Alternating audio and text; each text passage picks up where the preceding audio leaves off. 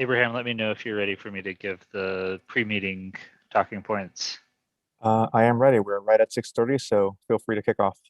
All right, well, welcome everybody. If this is your first time joining us for one of our virtual committee meetings, you'll notice that everyone is muted and will remain muted throughout the entirety of the meeting, except for the committee chair, Abraham Salcedo, and whenever we have each applicant making their presentation. Following each presentation, Abraham will call on members of the public who wish to speak.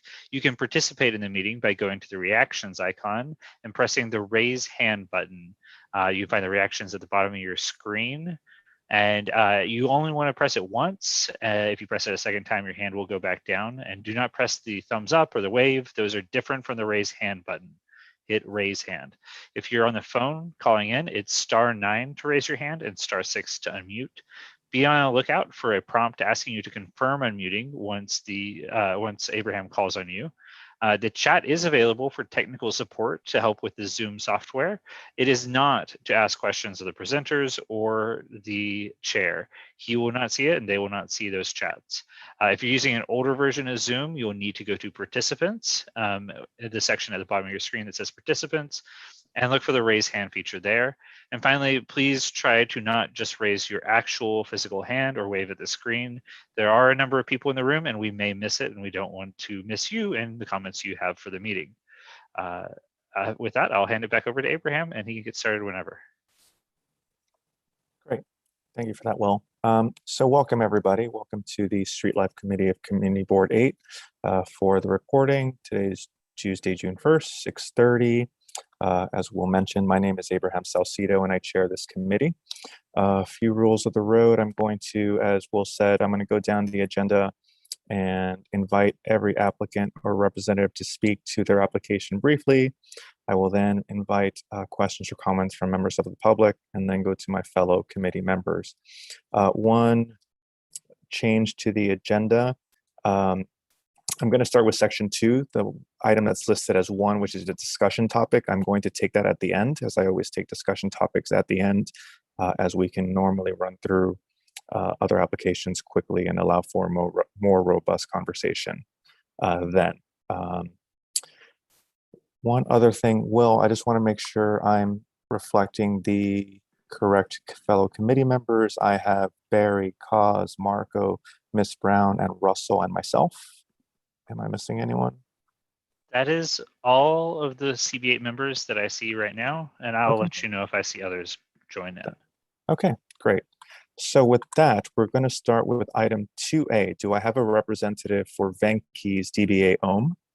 This is a new application for liquor, wine, and beer. One other reminder, I apologize. Any action taken here will go to the full board meeting on Wednesday, June 16th, also via Zoom. So if you are representing the first item, item 2A, please use the raise hand feature so that we can unmute you. I believe Charles Lynn was the person on the application, but I do not see. Not seeing any hands either. Okay. Oh, wait, I see a hand being waved under the name owner. Ah, okay. Okay, person labeled owner in a blue shirt, please unmute and tell us who you are. Hello. Hi. Hi, we can hear you. Go ahead. Hello, can you hear me? Yes. Yes, we can hear you. I can't hear anybody else. Oh, no.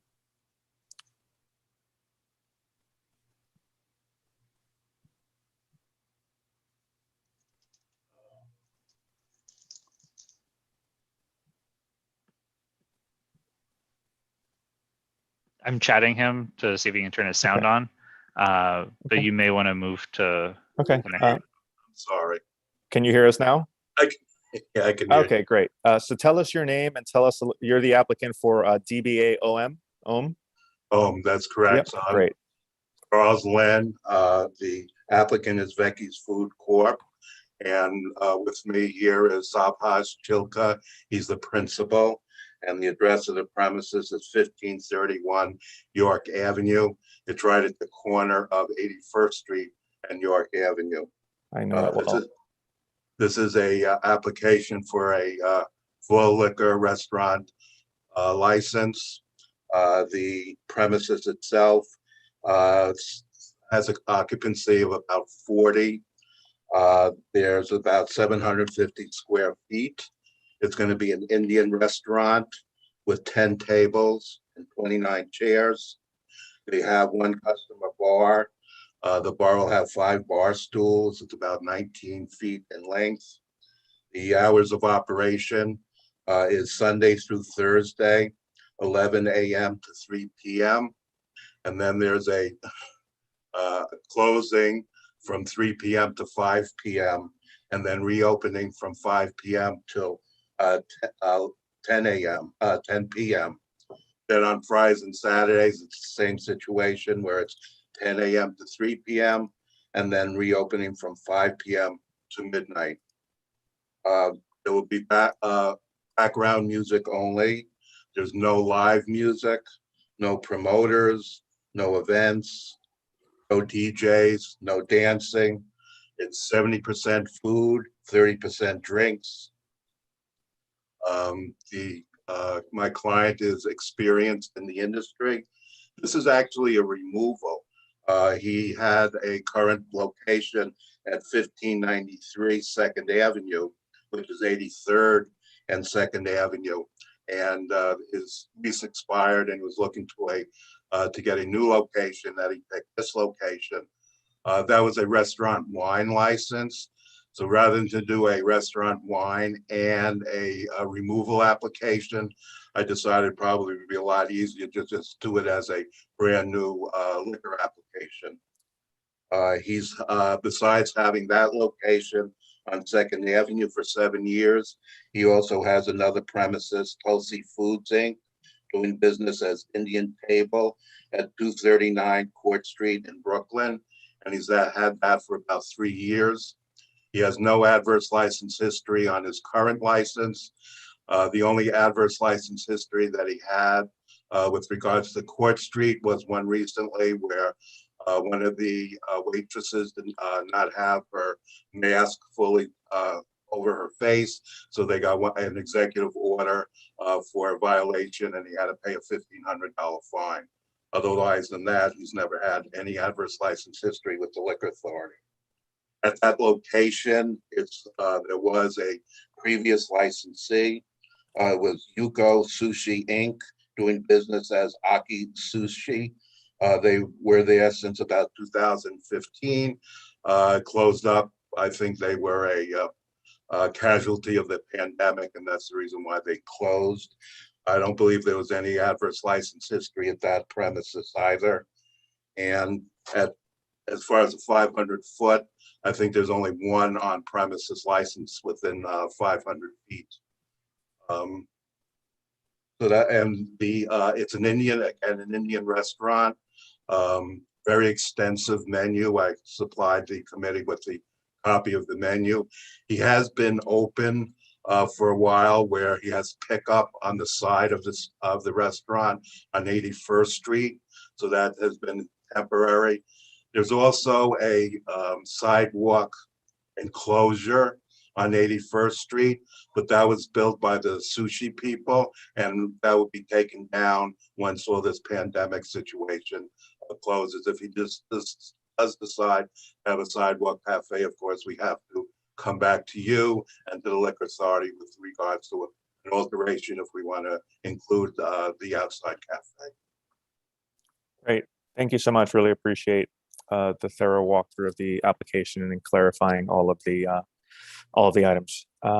Okay, so with that, I will first inquire whether there are any members of the public on this item. And if seeing no hands, I will first go to fellow committee members. I know first was Cause.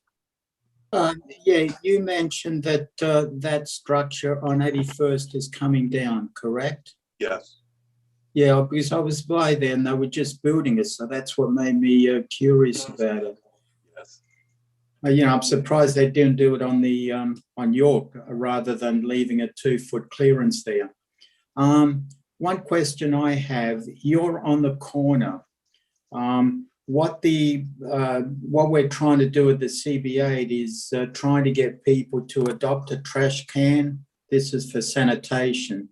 Adopt a trash can at the corner. So if your client is willing to adopt the trash can on the corner, get him to call the CB8 office and they'll give them all the information. Okay, I don't think there'll be any problem with that. Terrific. Thank you. Thanks, Abraham. Thanks, Will. Going to Ms. Brown. Yes, good evening, everyone. I just have a question with regard to, are there any open doors or windows or any backyard space at all? Subhash, can you answer that? I don't believe so. Who should I unmute for that? Subhash Chilta. He's the sole principal. Okay, he can unmute. Subhash, raise your hand.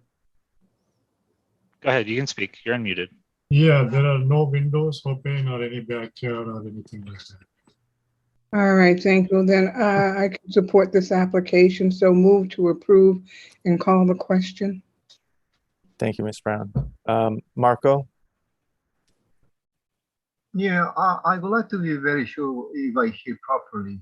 The enclosure that you just built. I live half a block from that place, by the way.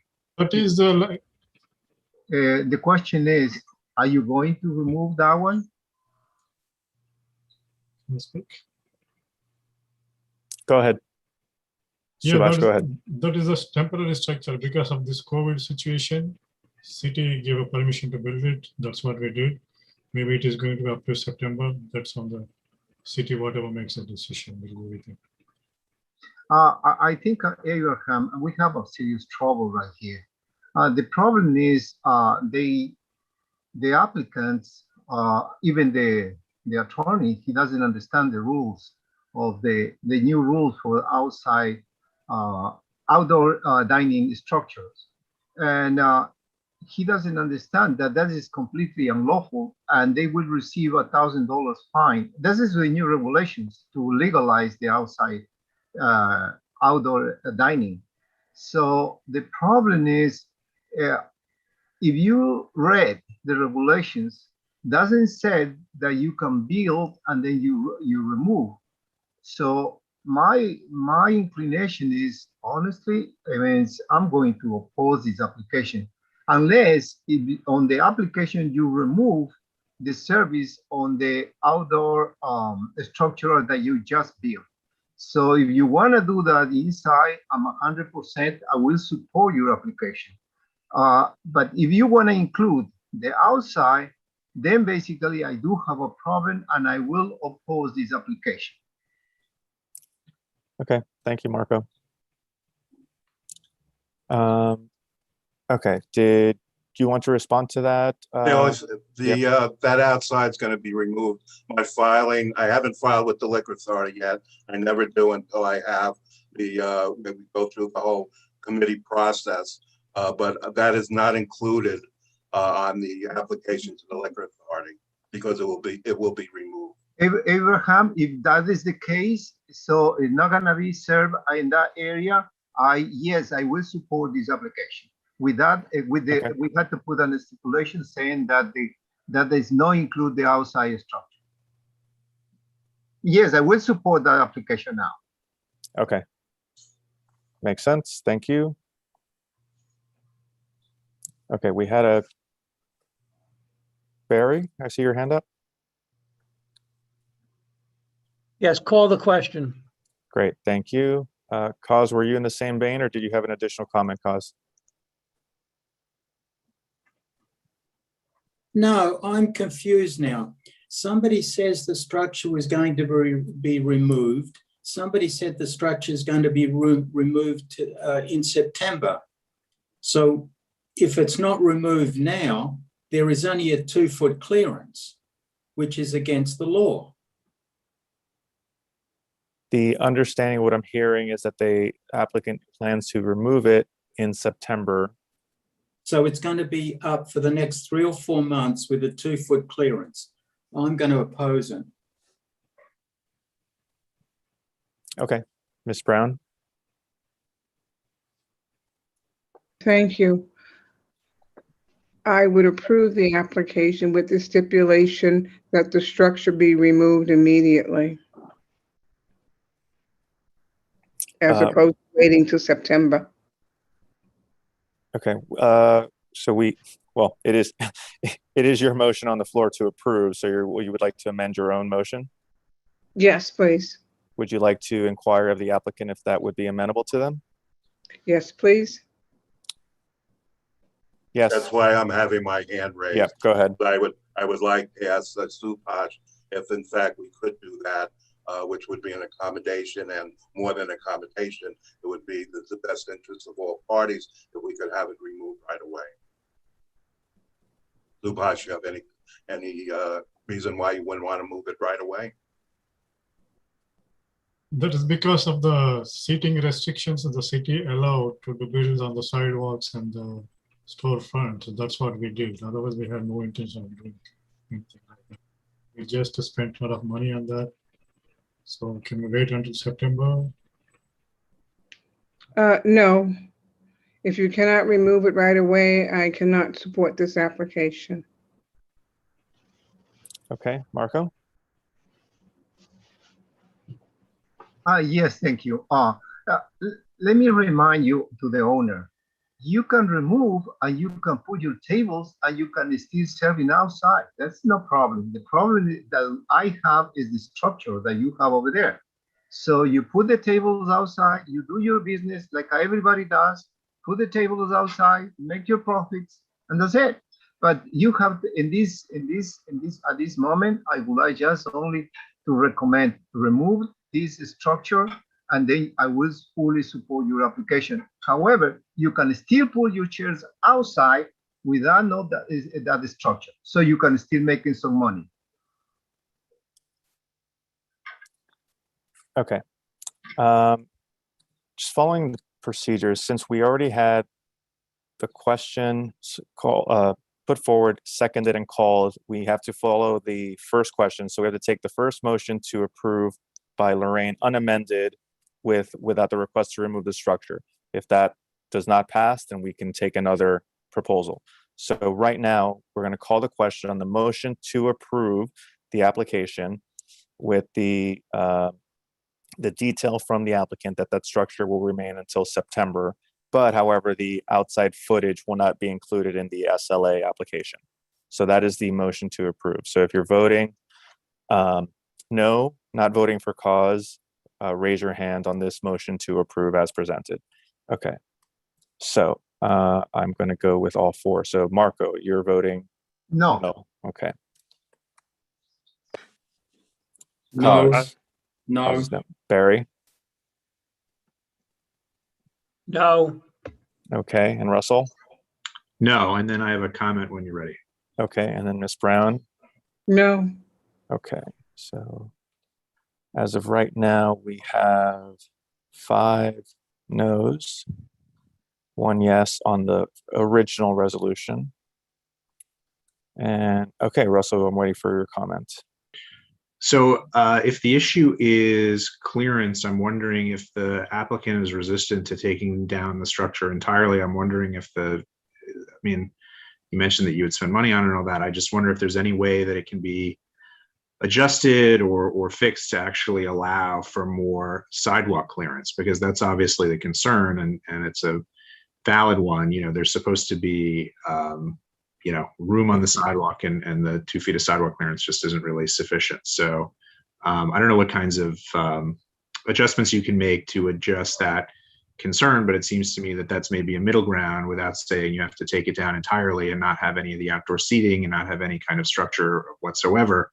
You know, the concern is providing that space, the 8 feet really, that you need for folks to walk. And if there's an adjustment you can make, including, you know, you guys are allowed to use the street and that kind of thing, I think that would hopefully solve the issue, certainly from my perspective.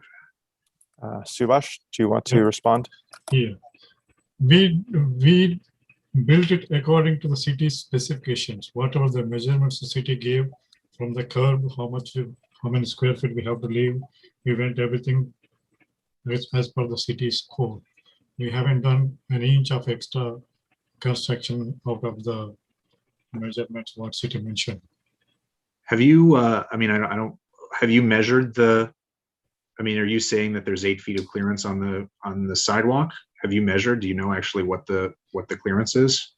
Yeah, we, right now I don't have it, but if you, cities, we got the print from the city. So according to that, we built that structure. So Subhash, I think the one clarification people are making is, so there's 8 foot clearance between the structure and the sidewalk. I could probably eyeball that. The problem is the tree, and the tree that is enclosed, that cuts into that clearance. So as between the structure and that tree, I'm looking at the photos that you submitted, that clearance is not 8 feet. And I think that's the problem. So in other areas, yes, you might have the 8 feet from the structure to the sidewalk, but the walkway from that tree pit, which is an enclosed tree pit, is not 8 feet. I'm not sure about that. Okay, so Kaz, do you have a question, comment? Yeah, I'm confused. I've been by there. The structure is on 81st. There's a bike rack on the street, so he cannot build in the street. Correct. The sidewalk is about, say, 10 feet. I have no idea where he's getting 8 foot clearance. Not on 81st. On York Avenue, he could build in the street and put tables out there without building a structure. The city never allowed structures on the sidewalk. Everybody is doing it, but they're all doing it illegally. And DOT is supposed to be enforcing, which they're not.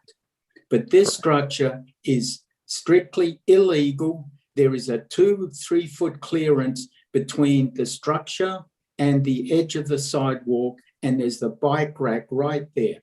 So I'm not sure what photos he sent in, but there is definitely no 8 foot clearance. Not on 81st. Thanks, Kaz. I'm just looking at the photos that were in the package. Oh, that are just being put up now. So my concern is specifically vis-a-vis that tree pit, because that's super narrow. We can't see the sidewalk from that photo. Correct. That would be, again, I can only guesstimate. But yeah, my main concern is that enclosed tree pit. Marco. Yeah, hold it. That tree pit is right at the curb. So between the tree and there's what? That's about a 2 foot.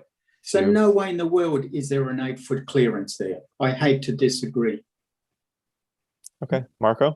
Well, there is no regulations that he described. Whoever said to you, they mislead you and they're going in the wrong direction. Yes, I would like to see you in business. Yes, you can put table on your cabinet without no problems. You can put an umbrella. Similar that they do across the street, your competition, what is the name of the restaurant? Gracie.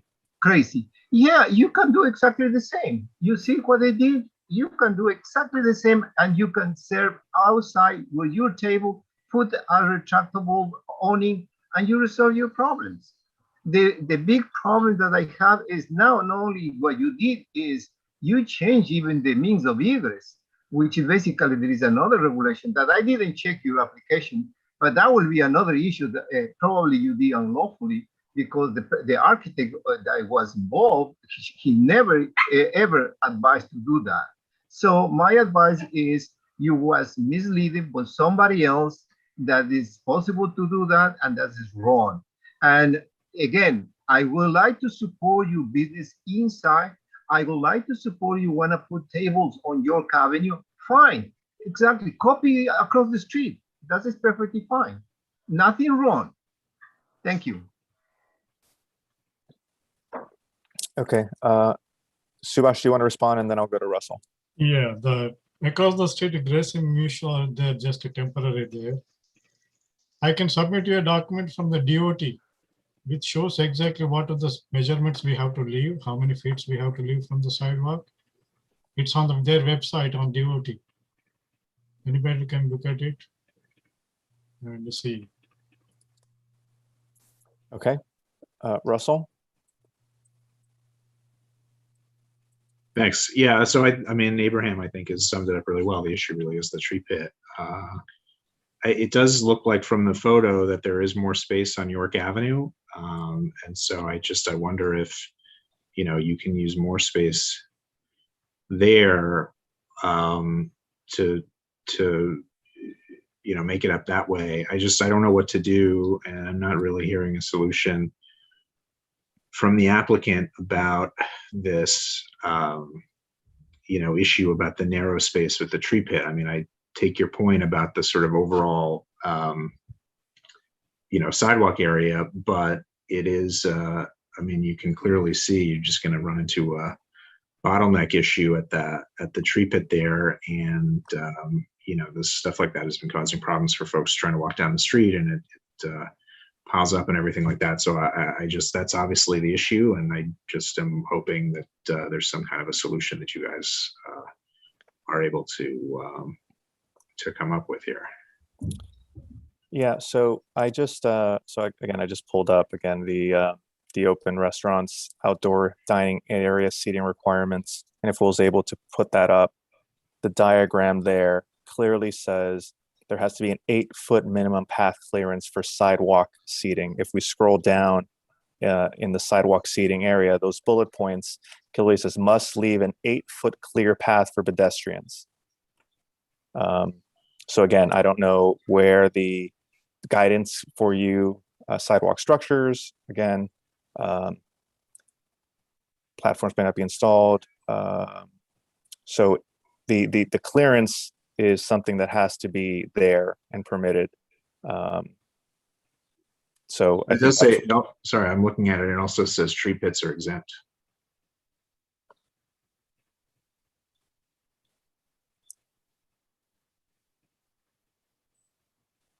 Tree pits are exempt. For clear path purposes, in that bullet? Oh, yes, are exempt. All other, okay.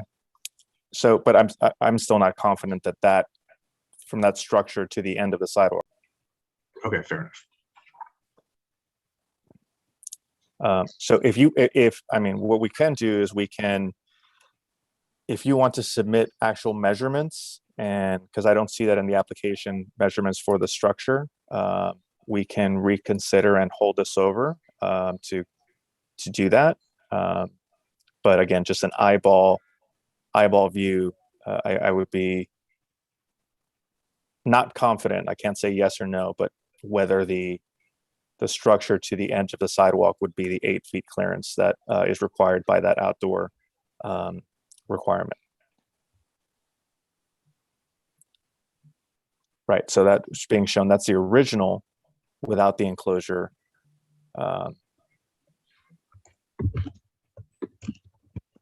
Okay, in the meantime, Marco, do you have another point? Yes, please. Can you put the rules over there? Can you put the picture that DOT put it over there? You should just show that, please. Look, hold it over there. Look, your structure should be emulate that drawings. They never said enclosed. Where did you find that it's enclosed? There is no enclosure over there. There's no way we want to make trouble your application.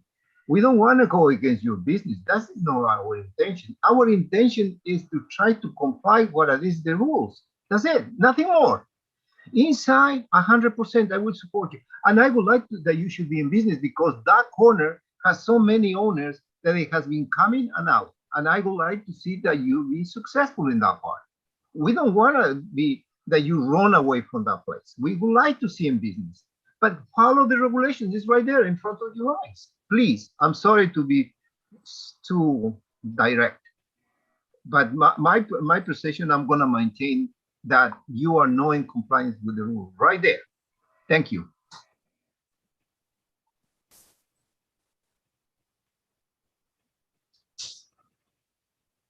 So for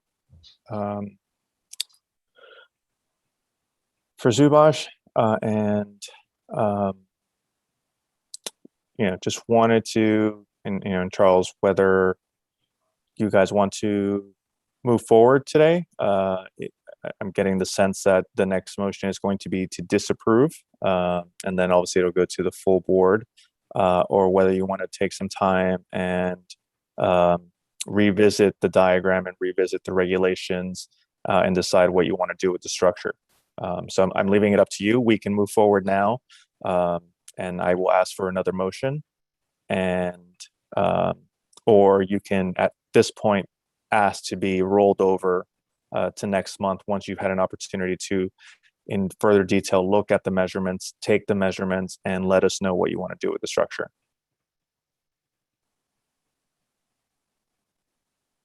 Go ahead. I can speak. Yes. I would ask that it be rolled over, but I would also ask, it's taken about 4 or 5 months now for a liquor authority to approve process applications. And I was wondering if the committee might be amenable to allowing me, and I normally don't do it, but I'm asking if I could file the application, because the process does take at least 4 to 5 months, so that we don't lose another month. And needless to say, we'd come back next month, and if there was a resolution, that's plenty of time to advise the liquor authority. It would not prejudice the application, prejudice your position 1 iota. There is a there's no 500-foot hearing on this one, but it still takes that period of time. So I'm asking, maybe as some fairness to both sides, that we continue with the process, at least start the process and come back next month and then have a final determination. And then my client will know whether he in fact has to remove it or not. And removal can be pretty quick, pretty prompt as well. So I'm asking if that's a possibility. What I think I can propose as a compromise, and Russell, since you're here, you can be the final word on this. I'd be willing to give you 2 weeks, and you can present and come back at the full board meeting. I know we're not normally take things at the full board meeting, but in this instance, that gives you, we split the difference. It gives you 2 weeks until the 16th at the full board meeting, and then you can advise us of your findings, and we can just take you as a one-off vote at that moment. But I would need Russell's okay on that. So Charles, if that sounds okay to you, I would present it, and then I would ask Russell if he'd be willing to do that for this full board meeting. Yeah, I'm open to that. Sorry, go ahead. No, if you think that that's a pragmatic approach, because that I always find that those full board meetings have so many other matters that we would. They do. They do, but I think so. That's what I'm saying. In this instance, we would hear again. You would come back with a very targeted response based on your findings in terms of the dimensions of the structure and what you found prior to the meeting. In other words, I would submit it. You could submit it. Yeah, you can submit it to us prior. You can speak to it briefly at the meeting, and then we would, if the decision is it needs to be taken down, it would be a quick vote. If the decision is, hey, we got DOT said it's fine. Right, you if we know, refuse, you'll just have to deny. then we'll just take it. We'll just vote on it on its face, you know, and then the outcome will be the outcome. So that would be my compromise proposition. We can take this on June 16th, so that way you don't wait a full month, and we have 2 weeks to get to do some due diligence. Well, I think that's Okay, so we will do that. Thank you very much. Appreciate your time and your thoroughness of the application. So with Okay, that, thank I will thank you. With that, I will move the Thank you. agenda. And I will then move to item 2B. Do I have the representative for Scotch and Ice Cream, DBA Not a Speakeasy? I'm gonna. If you can just use the raise hand feature to raise your hand, that'd be helpful. Is that Courtney? I would assume, but yeah. Oh, hey, it's Courtney. Well, it's me, but Frank's in here too, so I didn't know. He probably doesn't know how to use his hand feature, Frank. Hi, Courtney. Is that Hi, Yes, guys. I do. All right. Well, I mean, they said it, so like, raise your hand. Go away. Hello, everybody. How are you? Good. How are you? Always a pleasure. Good to see you guys. Abraham, I love that background. Oh, thank you. Trying to get a little creative these days. I like berries. Look at this with the nice bridge. It's so nice. All right, talk to us, Frank. Courtney, you want to tell them about this place? You guys Hey, know guys, Courtney. Go ahead. Yeah. So this will be my second property on the Upper East. You guys know I have UES, the ice cream shop Speakeasy. So I wanted to go in a different direction. We're always regarded as like the Speakeasy, the Speakeasy, the Speakeasy. I know I had spoken to the board about this. This deal actually was supposed to be done last year. Obviously, I had the lease for it, March 2020. Then we all know what happened. This is a deal with the same landlord of my current property.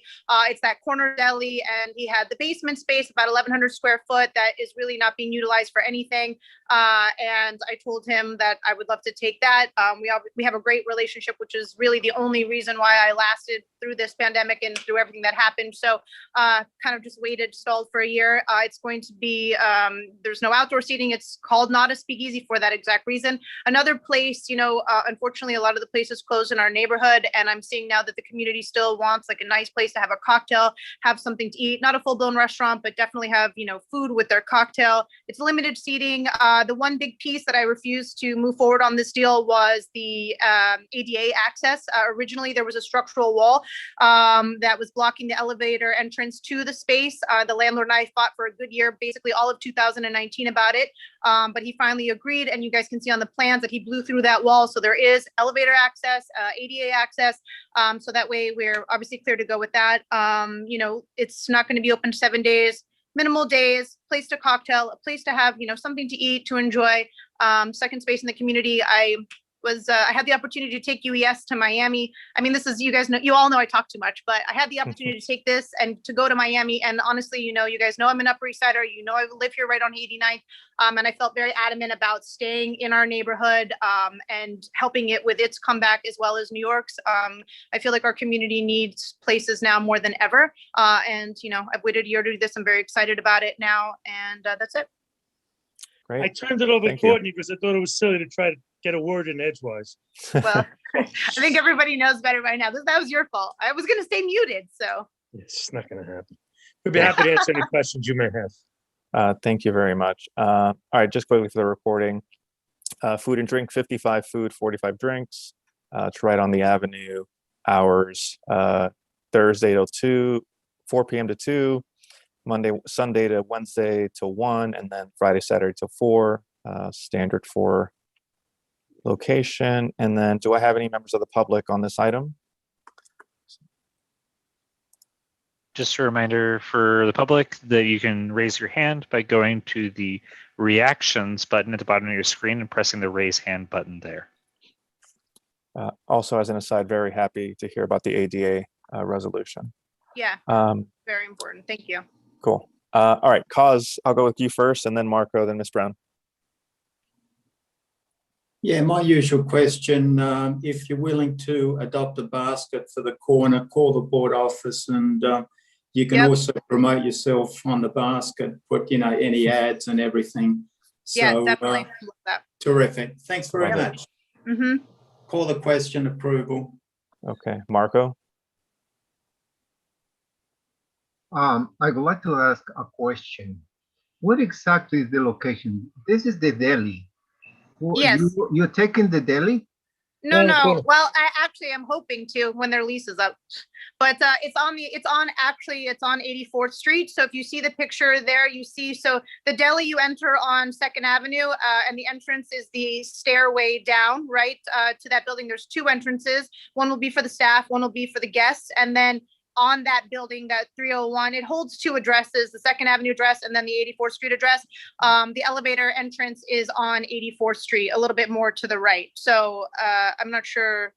Well, do can you- you have drawings? Do you have something? Yeah. Well, we can see it, please. Can we see it, please? Oh, yeah. Well, I don't know. Can you Frank, put up the can you pictures, Will? show Yeah. or Will? Give me 1 second. Sorry. Marco, it's completely below ground, the premises. Okay. 1 second, Marco. Sorry. You have the CO for Yeah. that piece. Oh, okay. Okay. Yeah, there it so- is. I know that Yeah. place. Yeah, I know Yeah. that. But what Yeah. is the drawings? What is how are you gonna get access? Okay, they're there. So yeah, you see the deli, you enter there and then, yeah, sorry. Oh yeah, go ahead. Sorry.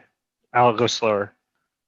Yeah, I just want to make sure that you can kind of see, obviously the deli entrance is right there under that awning on the left. And then if you see that big like cement plot behind that where those gates are, that's the entrances to the underground space. And then further to the right is the entrance to that actual building with the tenants and the elevator. So Yeah. about over here. Yep. Mm-hmm. So everything is underground, and you said that you have the CO to operate downstairs. Is that correct? Yep. Well, if they have everything, yes, I don't have a problem. Well, we had to put a stipulation saying that they have the legal use of that space. If they have the legal of the space, we can put it in the Yes. Yep. in the There's the entrance stipulation. You there, don't yeah. have a problem, Mr. Halilo? I have no problem with that. We have to see about the space. Okay, Yeah. so that's fine. Okay, that's fine. Great. So just for formality, A second. thank you. Thank you. Thank you for that. And now, Ms. Brown. Thank you. Is this location close to St. Mark's Church? Are you within the school or church zone? How far are you from St. Mark's Church? Where's St. Mark's Church located? They are at 339 East 84th Street. Oh, so yeah, so that's between 1st and 2nd then. Yeah, so then we're within, yeah. I mean, like we're obviously we're within the 500 foot. No, wait a minute. Time out, court. We're 354 feet away from St. Mark's Church. Okay, Sorry. thank you. Great. Okay. So with that, we have a motion to approve and a second. So I'd like to call the question. So this will be as an approval. If anyone's voting no, not voting for cause or abstaining, please raise your hand. If not, then this will go as an approval and we say good luck to you and thank you and glad that you're still building up our neighborhood. Thank you guys. Thank you all very, very much. All right, Thank you. Thanks. Have a good month, guys. You too. Okay, moving on to item 2C as in Charlie. Do I have the applicant for the SALT? Please use the raise hand feature so we can find you, but also just for the video record, the board members still in attendance who voted on that were Abraham, Barry, Cause, Marco, Mrs. Brown, and Russell. Yep, 6. Okay, so do I have 2C, SALT? Yes, how are you? Good evening, Hi. everyone.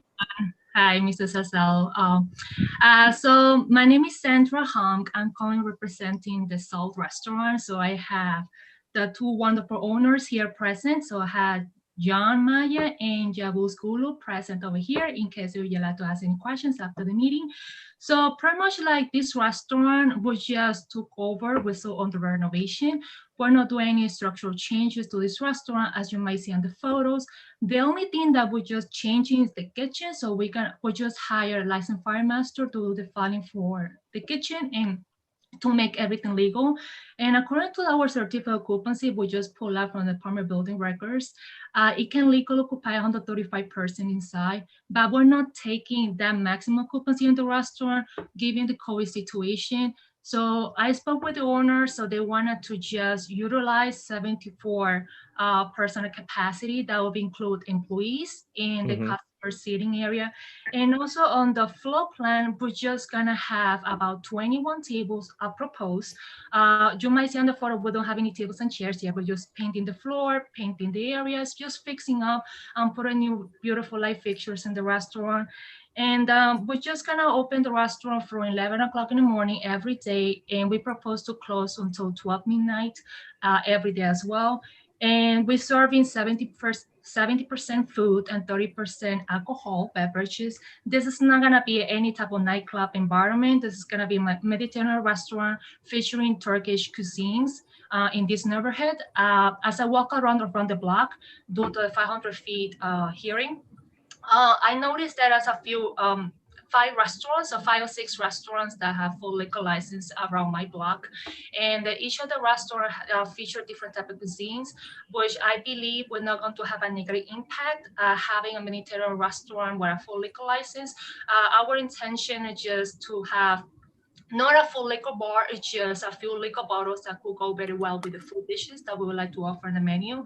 And pretty much the restaurant is about 1,800 square feet.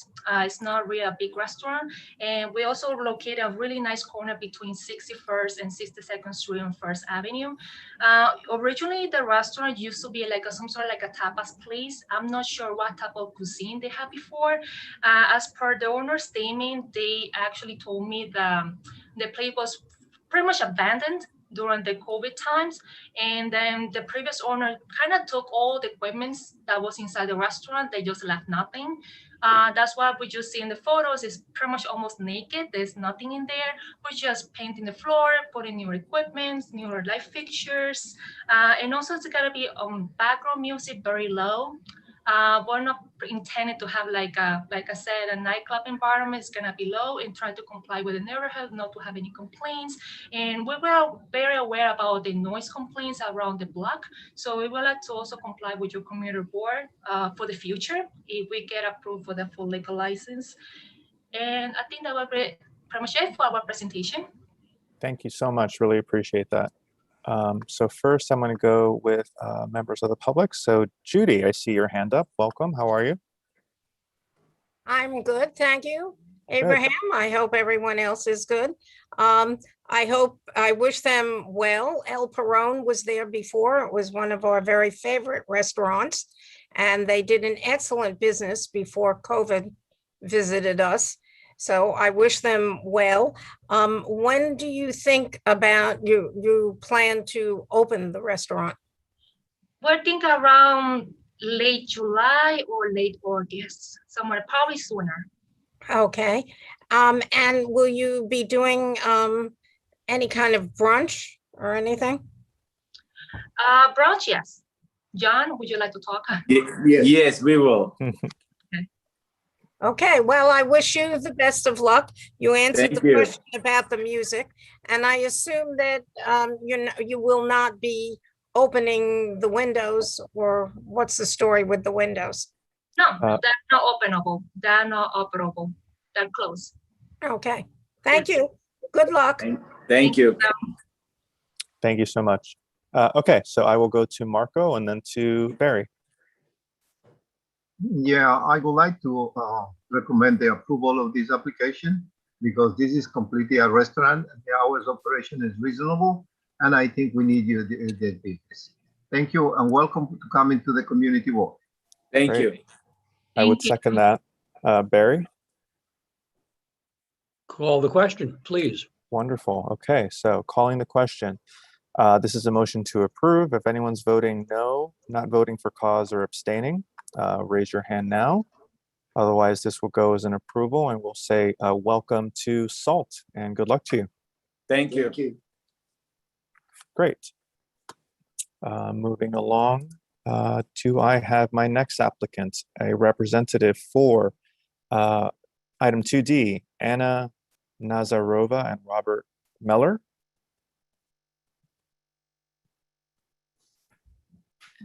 Hello there. Hi.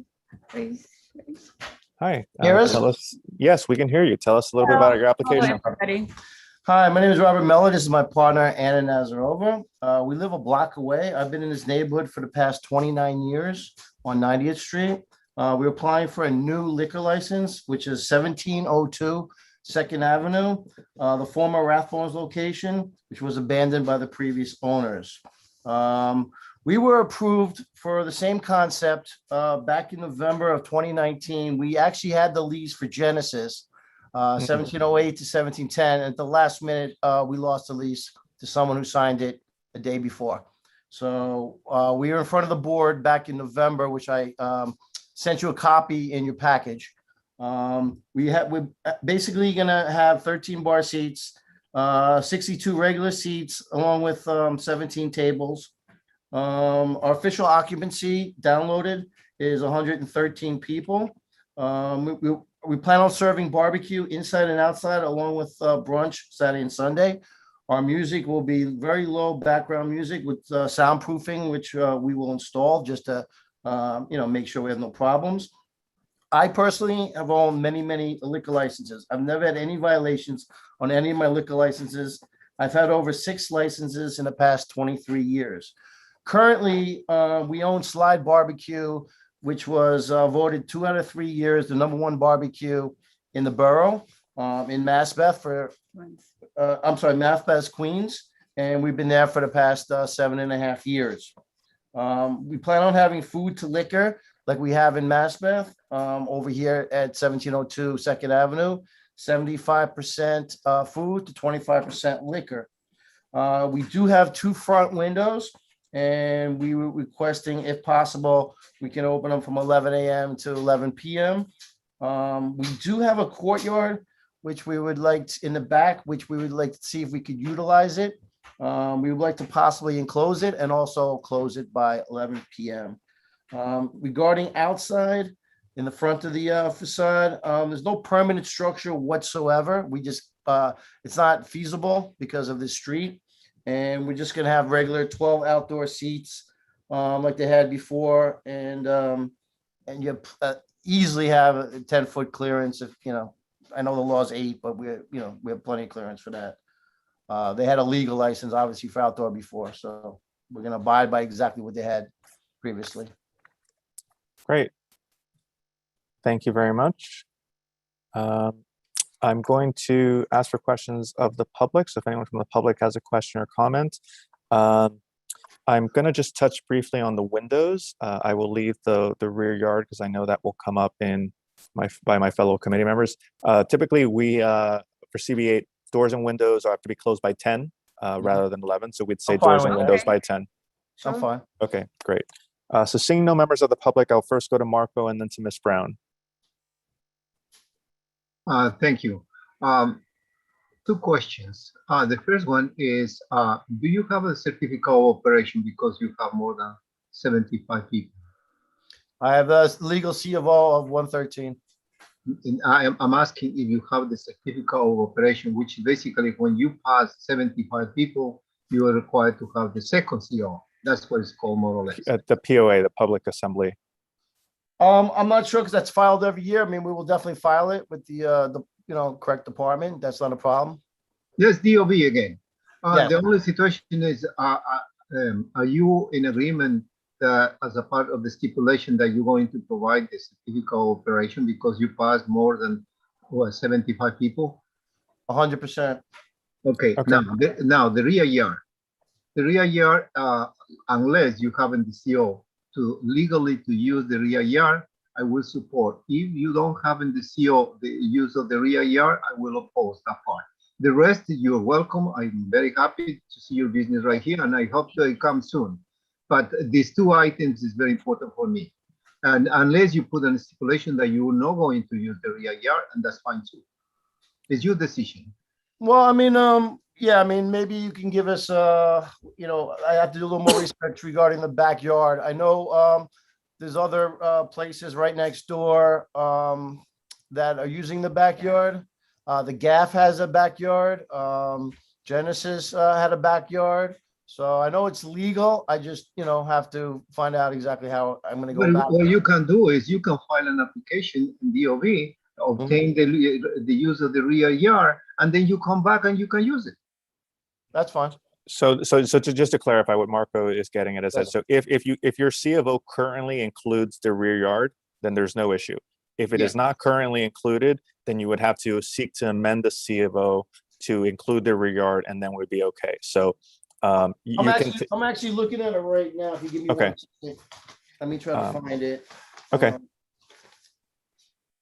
And what we can do is we can, just clarify that in the motion that, if it's in the COO, then we have no objection to it. If it's not, we do object to it, and you would not use it until you are able to provide an amended C of O with it.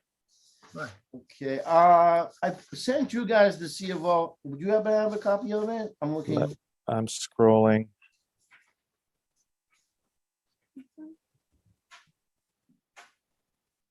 And next page as well. Hold on. Yeah, I'm actually looking at it right now. It's saying Okay.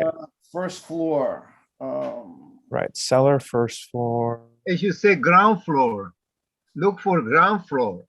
That's it should be specify OP. So Open the space. Will, if you're able to, it would be on the last page of their application, page 70 of 70 shows their DOB C of O, which shows the cellar, the first floor, which is eating and drinking establishment. It does not look like it mentions a rear yard. My advice, no, you don't have it. It's just only the first floor. My recommendation is just use your place outside and file an amendment of the CO, and then when you have the approval, come back and we will support you. That's fine. Okay. It's easier. Okay. So Great. basically, that's what we should do. Yeah. Very simple. Thank you. You're welcome. Okay. Easy enough. Great. And then I will go to Ms. Brown. So Ms. Brown, it looks like the rear yard will be off the table for the moment. Yes, thank you, because that was one of my concerns, as you know. My other concern are the hours, 4 a.m. daily. The other businesses adjacent to yours, are they open 7 days a week until 4 a.m.? I believe they all are. We are serving food till 4 a.m. There's a niche for food because all you have is basically diner food, but you don't have any restaurant food. Me living in the neighborhood for 29, 30 years, I like to go out late and I like to have a late dinner. And, sometimes leaving other places, I, like to have a late night snack. So there is all the other places in the neighborhood are 4 a.m., I believe. I know a majority of them are, I would say at least 95%. And for me to survive, I would definitely need the 4 a.m. And we, like I said, we're doing food, which like we do in Maspeth, late, with the latest place. And Right. And it's not going to be just like snack food. It's going to be like a dinner food. A full menu. Mm-hmm. So we're going to have. And you'll be serving drinks along with the full menu, of course. Yeah. And to that point, Mr. Chair, has there been complaints about the 4 a.m. hours with the other restaurants adjacent to this proposed restaurant? Because that's a concern of mine. You do have people who are working, and it's an issue for me. Yes, understood. So from the board, we have not been highlighted any flagged issues with regards to the 4 a.m. Again, granted, we've been under limited hours given COVID, and we're only just now getting back to it. What we have done, because on the avenues, we have been more acquiescent to give 4 a.m.s because they are on the Avenue West of Stride Street. But what we did, if you recall in our last meeting, there were some applicants that wanted the 4 a.m. and we proposed that they would include whether it be, whether it's someone from the establishment to ensure that there's no congregating and would help limit the noise in terms of emanating from the premises. So if the applicant would be amenable to that, would that be a good compromise for you, Ms. Brown? Yes, it would. I would be 100 application Okay. based on that stipulation. So would you be amenable to that stipulation? So again, it's just ensuring, that someone from the establishment is not allowing congregation or loud noise, into the late hours if you are given the 4 a.m.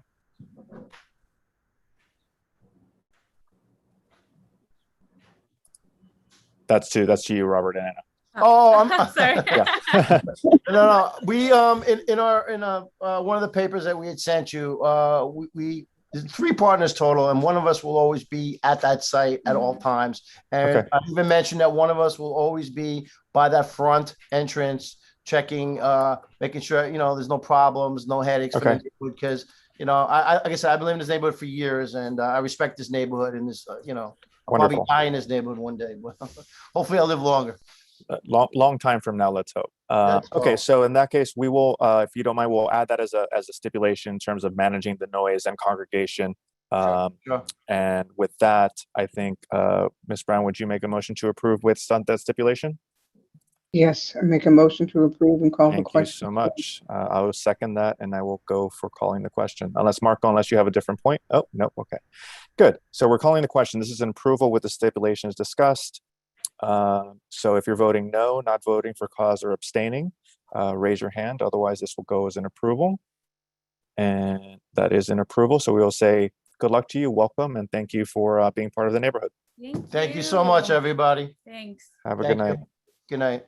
That was the same 6 board members who had previously.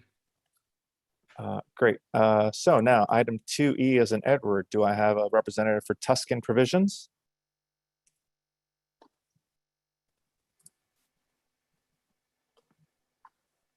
I see Showing Marcus is the representative name.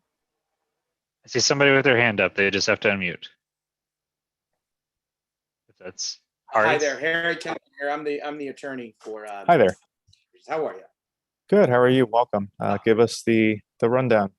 Yeah, so I think there may be a mistake on the agenda. This is for a beer and wine license. I can continue with the presentation if. So it is beer and wine. Okay, I will just make a quick note of that. So it is not liquor, wine, and beer, just beer, wine, and cider. Correct. Okay. Great.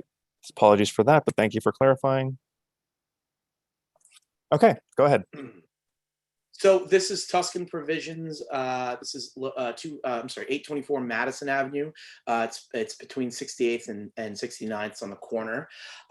This is a small little bay with charcuterie and sort of Italian bites. Alcohol is probably 10%. This is a daytime type cafe. They're open 7 a.m. till 7 p.m. There's no outdoor. There's no. This is use group 6, eating and drinking. It's a very small non-PA establishment. It's about 300 square feet. There's 4 tables with 18 seats, communal.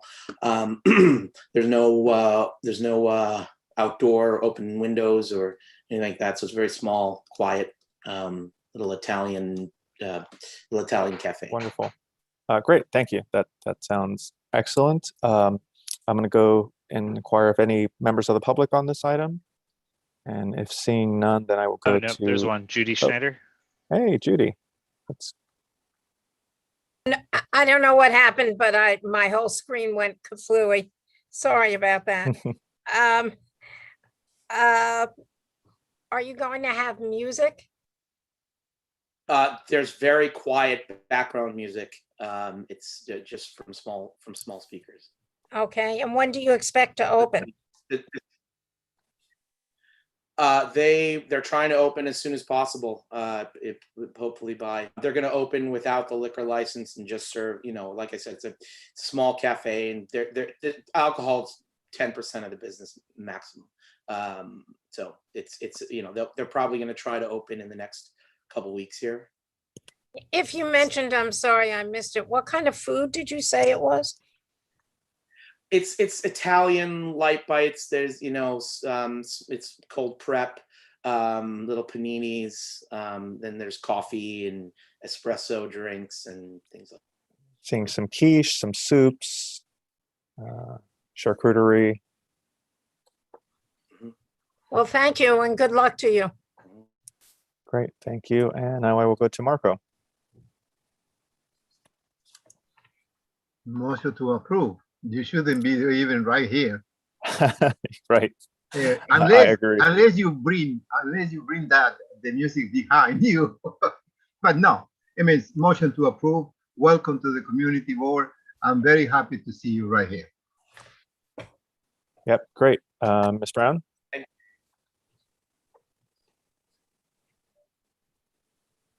Second the motion and call the question. Perfect. All right, so calling the question. Anyone voting no, not voting for cause, raise your hand. Otherwise, this will go as an approval. And we will wish Tuscan the very best of luck and say welcome. Thank you. Thank you. Okay, now item 2F as in Frank. Do I have the representative for A. Shapiro, 1431 3rd Avenue? I see a hand. Hello. Hello, how are you? Very well. How are you? I'm well, thank you. So my name is Alexandra Shapiro. I own Flex Muscles. We have 2 locations, one right around the corner, 174 East 82nd, and one in the West Village. And we have just signed this wonderful lease at the old Bayo Glue space, and we will be moving over. Oh, okay. Bigger space. Bigger space, nice outdoor cafe. I'm really excited about this. We're like born and bred Upper East Siders and been in the neighborhood for a very, very long time. My dad has owned restaurants on that block since the late 70s. So yeah, we're really excited. Great. Well, thank you very much. Look forward to that. Thank you. Just for the reporting, 70% food, 30% drink, hours 12 to 2. Yes. We know you guys well. Yeah. Do I have any members of the public on this item? Seeing none, I will go to Marco. Hello. A motion to approve and welcome to the community board. Thank Great. you. And Ms. Brown. Second and call the question, please. Perfect. Great. So going to calling the question. Anyone voting no, not voting for cause or abstaining, raise your hand. Otherwise, this will go to approval, and we will congratulate our friends in their new space and wish them continued success. Thank you so much. Thank you. Have a great night. Likewise. Bye-bye. Okay. Do I have the representative for item 2G, CB8M 1122 First Avenue? Connor, go ahead. Hi, can you hear me? Yes. Good evening. First, I'd like to introduce myself. My name's Connor Hendrickson. I am born and bred on the Upper East Side. A little nervous. My first time approving. I'm going to be a first-time business owner. Abraham, thank you for chairing. Will, thank you for hosting. I'm looking to reopen the space that was at 1122 First Avenue between 61 and 62. We're looking to do a modern American gastro pub. We're looking to be open from noon to 2 a.m. daily. Sorry, there's a typo in my application. We're looking at a food to drink split of about 60-40. We have no outdoor space at all. Not planning on building any structures as there is a bus lane right in front of our space. And just as a point of reference, it is the door just north of the old Dangerfields location. So you have a better idea. And then I'm here to answer any questions you may have. Thank you very much. Do I have anyone from the public on this item? Judy? I was like, Judy, I'm waiting for you. Thank you. All my hand raising symbols. Sorry. Well, welcome to the community, fellows. Newell was there. How are you, my dear? How are you? Empty for a while, so we're glad to have someone come back. What exactly is modern American gastro pub? What kind of food is that? So it's a lot of like fusion burgers, some healthy salad options, rotating entrees. It's going to be a food-focused space. It's basically elevated bar food, but that we plan to serve for our entire time of being operational. So that way it's not just a bar that's open late night. That's not the goal. We want to be food first and then serve drinks to complement the food. But as you all know, the margins on alcohol are much higher, so that helps our bottom line. If you mentioned the time you were open, I didn't get it. It is noon to 2 a.m. is what we are looking for. Okay, and those windows in the front, I don't know if they opened, they never were open when it was No. newer. Are you planning to open them? No, and those windows do not open. Okay, and how about music? There's going to be background music, low-ish. We're planning on putting sound dampers in on the walls on either side, but nothing loud. It's not going to be a nightclub. It's going to be a food-focused place with some craft drinks and hopefully elevated experience, because we've noticed that neighborhood is lacking in modern American food options. Yeah, we could use some more of those. You're right. Of course, we have a lot of empties, so it's nice to see you and the fellow. It's better to have some new stuff on the neighborhood, you know? Yeah. When do you expect to open? Given the minor alterations that we need to make to the space, just purely cosmetic, refinishing floors, changing walls, fixtures, etc., wall coverings, excuse me. Ideally, mid-September. We'd like to have a month or two under our belt before the marathon hits, which is a huge boost in business for First Avenue. So we'd be excited to have some time under our belt so we don't get hit over the head. Yeah, it is a big boost in business, although the avenue is closed off. You can't go across. You just get the people on your side until it's over. But we wish you the best of luck and welcome to the neighborhood. Thank you so much, Judy. I appreciate it. Thank you very much. Great. Thank you, Judy. Going to Marco. I was going to approve because you opened in September. I'm going to disapprove. No. I really. Oh, would you like You're welcome to the community. Please open soon. We need your business. Please behave nice, and you always will be welcome in our community. Thank you. Always, we appreciate business in our community. Thank you very much. The motion is to approve. Thank you. Great. And Ms. Brown. Yes, I support this application. And I second the motion and call the question, and good luck to you. Wonderful. Thank you. So calling the question for the approval, anyone voting no, not voting for cause or abstaining, please raise your hand. Otherwise, this will go as an approval. Okay, well, good luck to you and look forward to having you in town. Thank you very much. Abraham. Appreciate your Thank you very support. much. Appreciate it. Thank you. Abraham, just for the Yes. record, we did receive a glowing recommendation from our former board member, Mick Malempi. That is, yes, I remember seeing that as well. That's Good.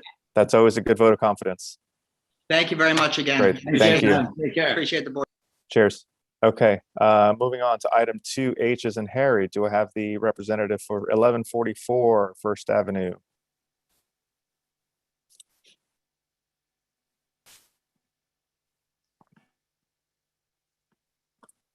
If you'll use the raise hand feature so we can see you. The name on the application I see is George.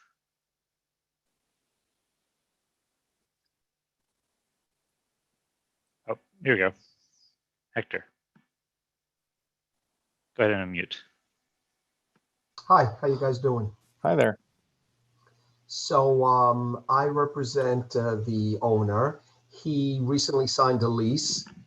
It's on the corner of 63rd Street and First Avenue. George also is the owner of the Ritz Diner, which is on First Avenue and 62nd Street, diagonally across.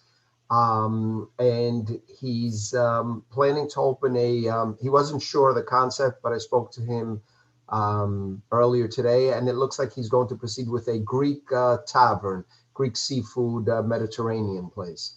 About 65 to 70 people as far as the seating is concerned. He does not plan to do any sidewalk or outdoor seating at this point. He'll have some background light music. Not sure what else. I mean, I'm willing to open to answer any questions that you may have. He's currently at the Ritz working, which is why he could not attend today. No problem. Thank you. Just for the purposes of the recording, hours of operation are presented as 10 a.m. to 12 midnight, and food drink ratio 80% food, 20% drink. And then with that, I will go and see if there's any members of the public with questions or comments on this. I would expect Judy. Yeah, Judy, go ahead. Yes, you would expect me.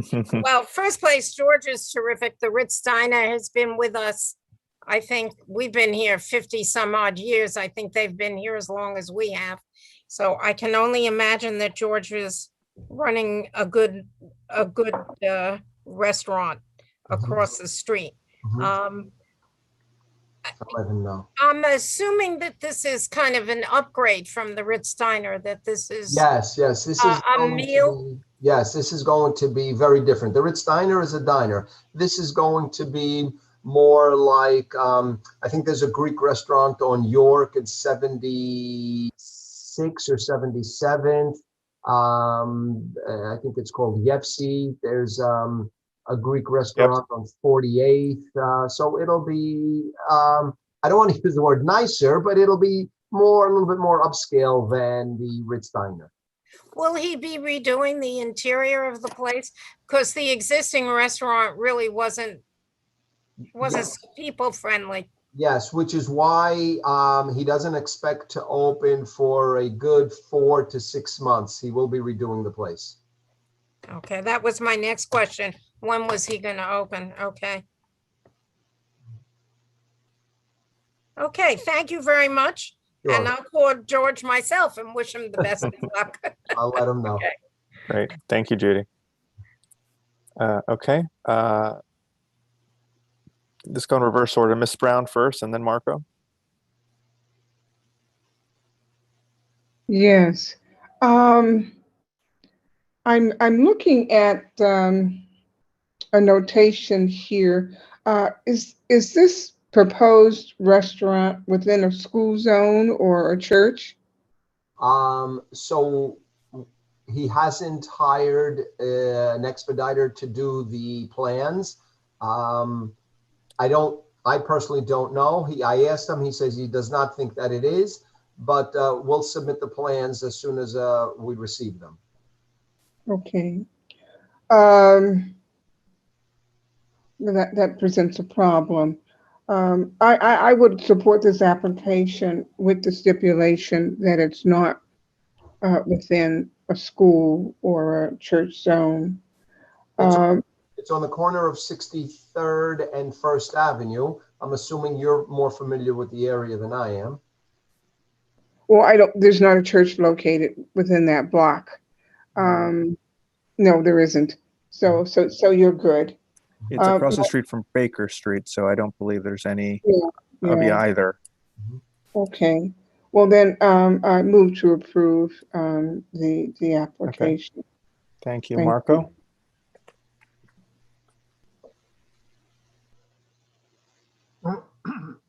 I was going to recommend the approval, but I'm still concerned with it when I hear that he's not ready to file the paperwork and recommend the expediter to do the job.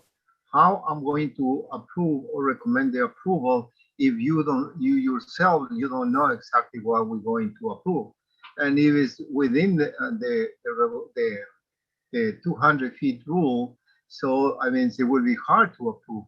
I mean, myself, I feel very uncomfortable to move to approve without no information.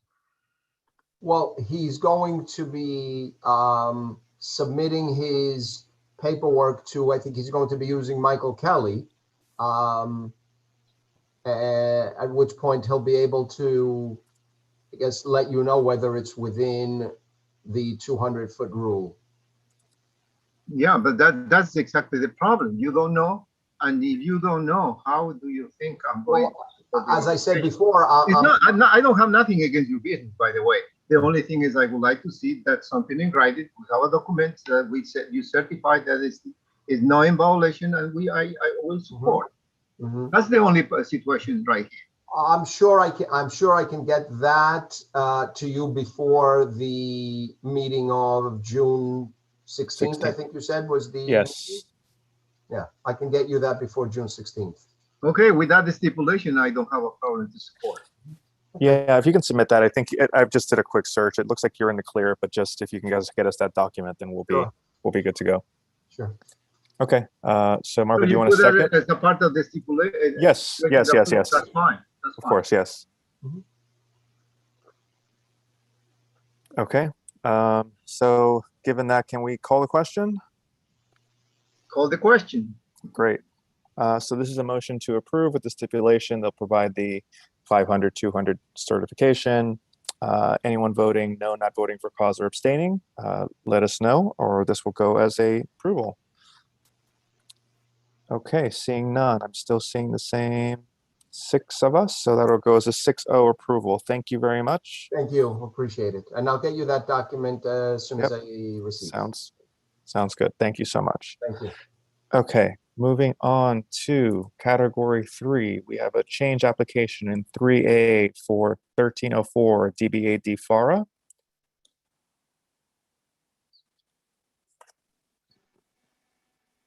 If you're representing that application, please raise your hand. Which you can find under the reactions at the bottom of your screen. See the name on the application is Emilio.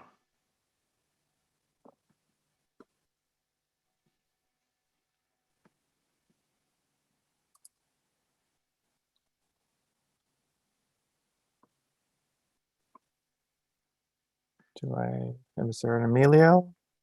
Not seeing anyone waving. Chat me if you represent that application. And you. Okay, I'll give it another 3 seconds and then I'll just move on to the next one and we'll come back. Okay, so I'm going to skip that for the moment. Do I have a representative for item 4A, Choi Lan Chang? This is a waiver application, 4A.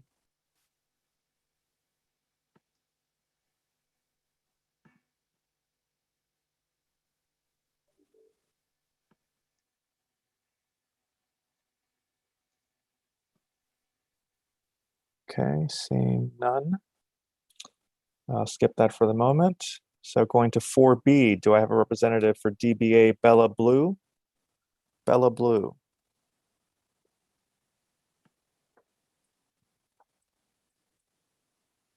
Again, use the raise hand feature or even chat me.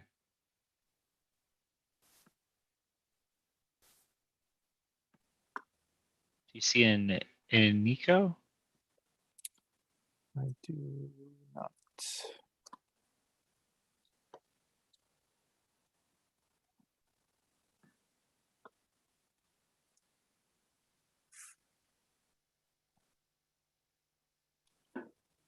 Okay, just one more time. Do I have anyone for DFARA 3A? I haven't seen anyone join, but just in case. Somebody on the phone who just joined. I just see a new phone, yeah.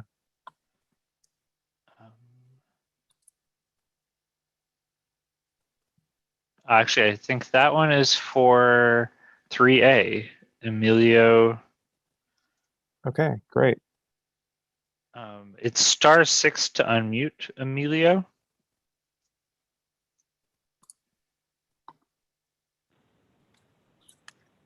Hello? Yes. Hi. Hello? Yes. Hi, how are you? I'm sorry there was a problem with the muting over here. It's okay. It's Emilio Barletta from 1304 Second Avenue Associates. How are you? Good, how are you? Okay, we're doing a corporate change. I'm one of the owner. I'm in this location already from Golosi from almost 11 years. And my sister and my brother-in-law decided to leave the business. Okay. So I bring in other partner with me. And then we're doing a change, corporation change. That's all. Okay. Everything's going to be the same. It's a pizzeria. It's a wine and beer and cider. And a pizzeria / food with restaurant. and it's about Okay. 800 square feet up and down. Great. Thank you so much for that clarification. With that, I will see if there's anyone from the public on this corporate change application. And if there are none, I will go to Marco.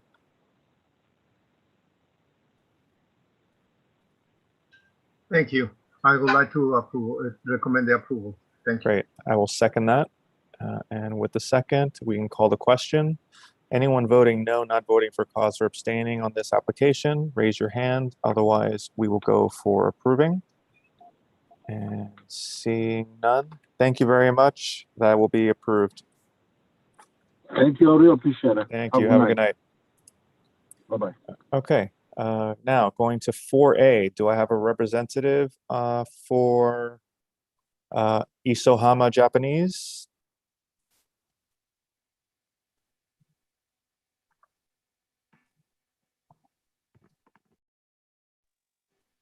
Again, just go to the bottom of your screen, find the reactions button and raise your hand, or turn your camera on and wave at us, or chat me. And if not, do I also have a representative for Bella Blue, 4B? Same instructions.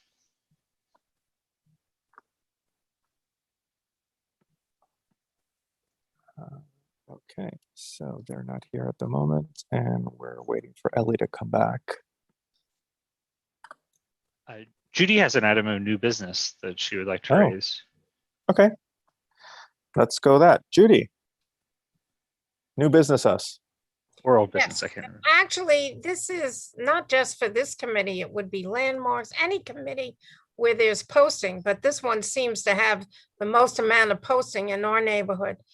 The new merchants are very good about putting up all their postings all over the place. However, no one ever takes them down. And Barry and I find that now that we're going out, whenever we walk around, we spend all our time removing the postings for these meetings. So I don't know if this is an issue just for this committee, Will, but Abraham, but Will, is there any way on when they come before you, the different applicants, you give them some kind of paper that says what they're supposed to do, what they're supposed to submit, so that you tell them they're supposed to post? Is there any way to tell them they are also supposed to remove the posts after the meeting? Great question. We do send them a basically form document that says, you know, post here, don't post on trees, all that sort of stuff. I don't know if it includes a line, please remove the postings after the meeting, but we can look at amending it to add it. Yeah, if Russell's still here as chair, I would, if he approves, I think that really would help the community. We've got papers all over the place. I'm still removing pieces of paper that have Alita's name on it as chair. Yeah, I think that makes sense. Thank you. Okay, so I see Ellie is back. Let me do one last check on 4A Isohama. Going once, going twice. Okay, and then one more time on Bella Blue, 4B. Bella Blue going once, going twice. All right. If they don't appear after we finish with our conversation of 1A, then we will reach out to them and see why they did not join us today. Okay, with that said, we're going to go to the top of the agenda. This is item 1A. This is a conversation for Cafe Bon Gusto. A little context, this came up because we had participants, members of the public, come to us last month with concerns about noise complaints and use of the rear yard, and the hours of which noise has been occurring. So do we have the representative? Is Ellie back? Hi there. Yes, hi, can everybody hear me? Yes. Hi, how are you? Thank you. So before I let you go, I'm just going to let, I think, since Ms. Brown and both Cause were there, they can probably provide a little more context, and then I will let you speak your side of the conversation, and let's see where we can get. So Ms. Brown, first, if you have your comments or thoughts based on the recollection of last month's topic. I had my hand raised because I had a question for old business. Oh, okay. Yes, so. Okay, so can we pause and take it after this discussion? Absolutely. Okay, thank you. Cause. Yeah, there were some members of the public that were complaining about noise coming out of the backyard porch area. That's all I remember, but you know, that back area has been there for, I have no idea how many years, but it's been there for many, many years. So, you know, I'm not sure if it was a one-off thing or if it's continuing, and at one stage I thought it was covered. And then apparently it was covered. Yeah, but then it was removed for some reason. Is it still covered now? I'm sitting here right now. You can see it's still covered. Yes. So the noise carried through that. So it must have been a wild party then. Must have been. Yeah, it's a popular event space. And if you don't mind, if that's the end of the context, I'll get to addressing the point. Go. We want to. Okay. There will be more context, but go. I'll let you, since you are the applicant, go ahead and speak first, and then I'll go back to some of the other comments. Yeah, this garden space has been here for like 33 years and counting. So we are really a part of this community. We take that role very seriously. We, you know, try to love up on our neighbors, and you know, whenever there's an issue, we really want to work with people so that everyone's comfortable and happy. So in this case, what we've done since we heard that our neighbors were having an issue, obviously it is covered, so that should help. But we've moved back. We used to seat people, you know, in the garden while we were open, and now we're just doing it till 9:30, which is a reasonable time, I think, so that, you know, we don't have any more parties or new people coming back here past 9:30.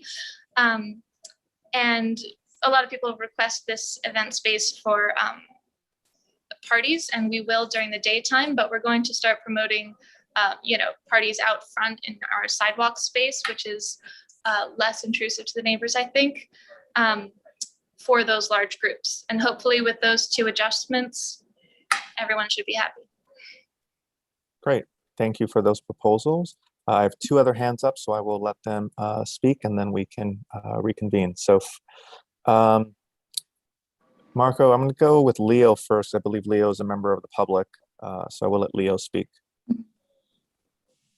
Sure, thanks, Abraham. This is Leo Chen. So, yes, I was the one who was primarily speaking on the call, on the Zoom call last month, and certainly, Ellie, you know, pleasure meeting you. I don't know what your role is or position is at Cafe Bungista, whether you're a representative or lawyer, but, you know, certainly it would be helpful to understand that. But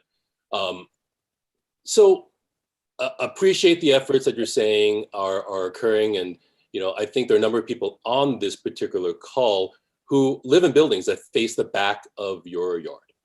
Right. You know, like I've been here, well, in 11 years, but there are others who've been in the building for much longer. And I'm not going to disagree. There's been that backyard space there that had been less utilized prior to the pandemic. Yeah. And it had been uncovered. So you should be clear, it was only covered like fairly recently, within the past year. But the coverage doesn't really muffle anything. It actually sometimes accentuates, and it creates a massive echo chamber. Okay. As well as there have been a number of occasions, this is not an isolated circumstance, Kaz, I think, as you were mentioning. So I just want to remind everybody, this is happening at that point in time virtually every Friday or Saturday night, many times until 11 p.m., even after the COVID regulation timeframes were dictated. So I'm glad to hear that things are changing. You know, one of the things that we want to make sure is that there is a reduction in that level of noise, and there's a responsiveness. We've called many times, and in some cases there was loud music piping through, and we were hung up on, or someone said, yes, we'll take care of it, but no one did anything. And it's very disconcerting. And I know you're saying you've been in the neighborhood, you want to work with your neighbors, but it's something that we weren't really seeing until we got to this point in time. We had to involve the community board, and eventually we would potentially New York State Liquor Authority. And I don't know that I want to go that far, because there are a number of things that we've seen that are potentially problematic with your licensing. So I think we need to have some sort of assurance that there's that open communication, someone we can call. If we call Nando himself, or we call you, there's got to be someone we can speak to get these things addressed. Otherwise, Abraham, you're going to be here again, and we're going to be here again month after month after month. We waited the whole session. I've been on since 6:30, listening to everything. It's actually very interesting in some of these places, but I have better things to do with my life. I'll be fairly honest. So I really hope these things get resolved, and that there don't continue to be these types of circumstances and incidents. But every time there is one, there's going to be another complaint filed in 311. There's very little I can do other than that. Cops never respond, and you're going to get a call. But I just need to make sure that I call if I'll ask for Ellie or ask for Nando or whoever it is, and I'm expecting someone to respond and not get a silent treatment like we had previously. Absolutely, that's completely fair. And I'm so sorry you felt ignored or were hung up on. I really hope that was a technical issue. I'm sure it's not personal. Yes, to answer your question, my name is Ellie. I'm a manager here, sort of Nando's deputy. So one of us is always here. So you can swing by or, call us directly. And we definitely want to work on being responsive, because I totally understand we have to live cooperatively here in these cramped shared spaces. So we might even look into, the noise issue with the covered thing. I don't know exactly how that works, but I'll ask our building guys how we could, perhaps get it more insulated for you. But yeah, please reach out directly, and I don't want you to feel ignored at all. Hopefully the not letting people back past 9:30 addresses your concern, as well as putting late night parties out front where there's less shared space. I think those things combined with just being in touch should help solve the problem for future. Thank you for that, Ellie. And Leo, thank you.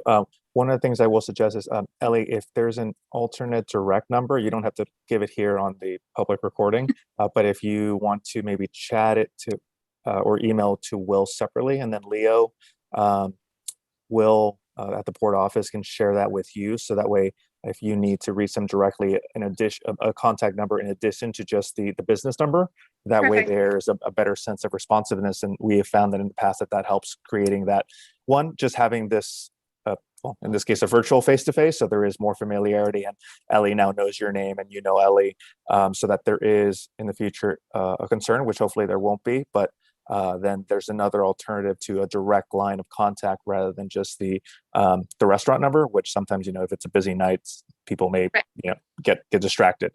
So Will, Ellie, if you could send that to Will, and then we can have that dialogue.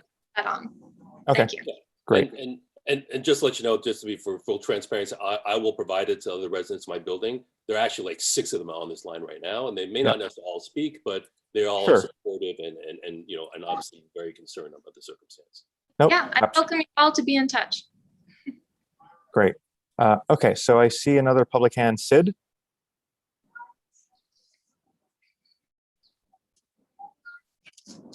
Hi, yes, just echoing what Leo said. I had called, I actually sensitive to what the restaurant industry in New York is going through during this, COVID situation. I didn't call 311. I opted on the times that there were birthday parties or loud parties in the back space.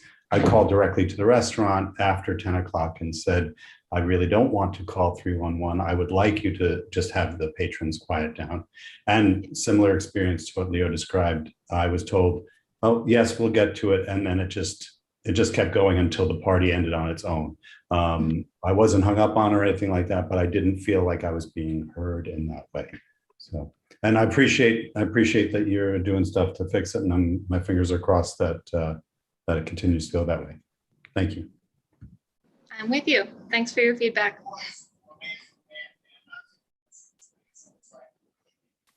Okay. You have one from Ryan M. Oh, okay. Let's do that. Hi, I just wanted to add as well, and thanks, Ellie, for being very constructive. I think maybe we're not working at those times. Like, of course, we don't expect you to work 24/7 while the restaurant is open. But honestly, the front yard, I don't hear any noise in the front yard. But the backyard, I think it's echoing because of the buildings around it. And thanks for putting the cover. As Mr. Leo Chen said, that maybe it's not just lowering the noise level, but I think it's more boosting it. Amplifying it, yeah. Amplifying. And I think like we understand the situation of the restaurants, and like we support them as much as we can when there's, you know, like as you know, it's open. However, you know, we also have families and kids sleeping, and it's not like 9 p.m. This happens like very late after hours, or like after 10:30 p.m. So we just, as the others said, we want some accountability, someone accountable. Like, we know your name. You seem to be very, very polite and nice. I hope we could have this nice conversation continuing. And as we said, we don't want to like call 911 or like 311 or anyone.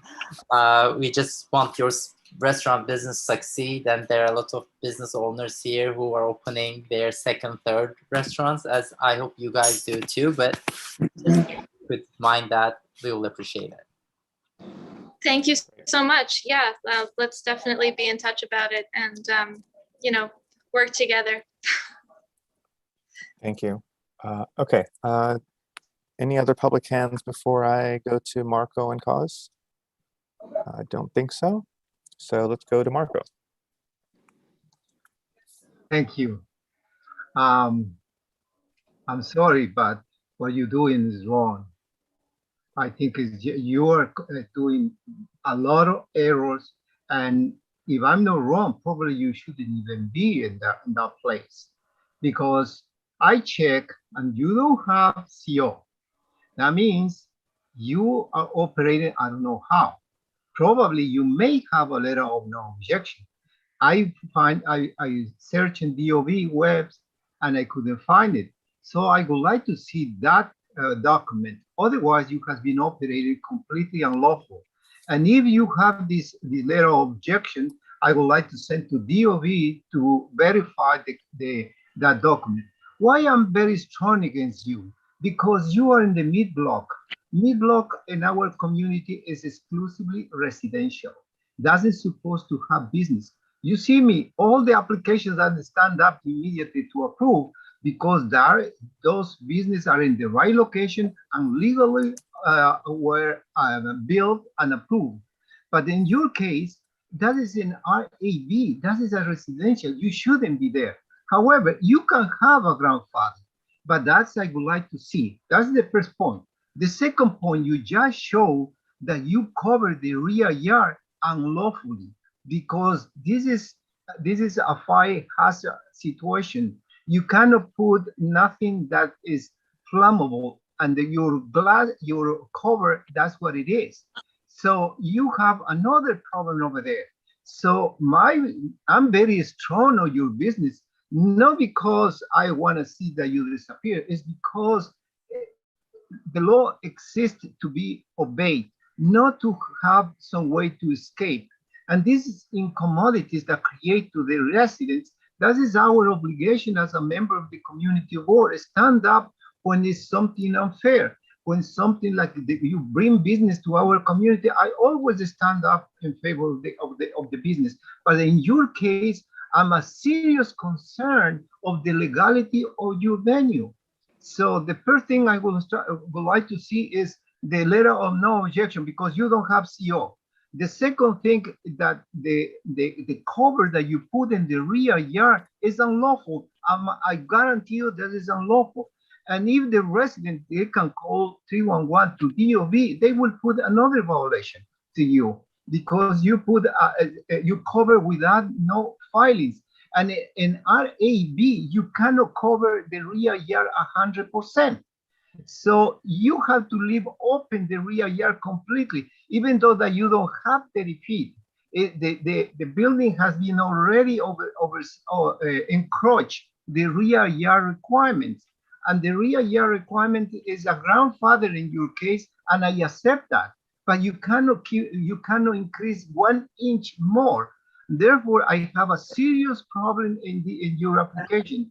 Personally, myself, I will follow carefully in your application, and if you don't present to the community board, I will call myself to DOV to ask, send an inspector to verify that cover in the rear yard. And I bet you they will going to put a violation because you cannot use the rear yard. You cannot cover the rear yard because it's a residential district.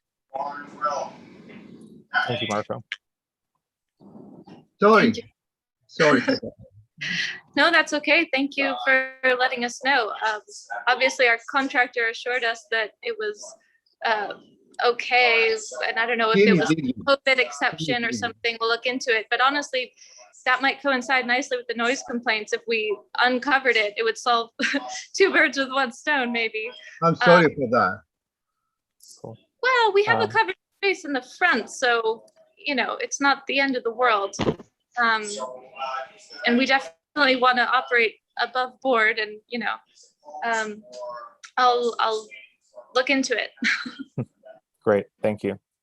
Cause? Yeah, Ellie, I guess you're damned if you do and damned if you don't. If you have the cover, you know, you're violating the cover. If you don't have it, then it's the noise. But that restaurant has been there for many, many years. And once across the road, wasn't there a homeless shelter, or there was some drop-in or something that, you know, you endured, or you weren't around then, and Ando was, I guess, but, you know, you endured that location. As far as the noise, at one stage, weren't there vines covering the backyard, which could basically suppress the noise, and it's not a building violation? Yes, there are vines everywhere. I thought at one stage the whole roof was covered, which could really stop the noise.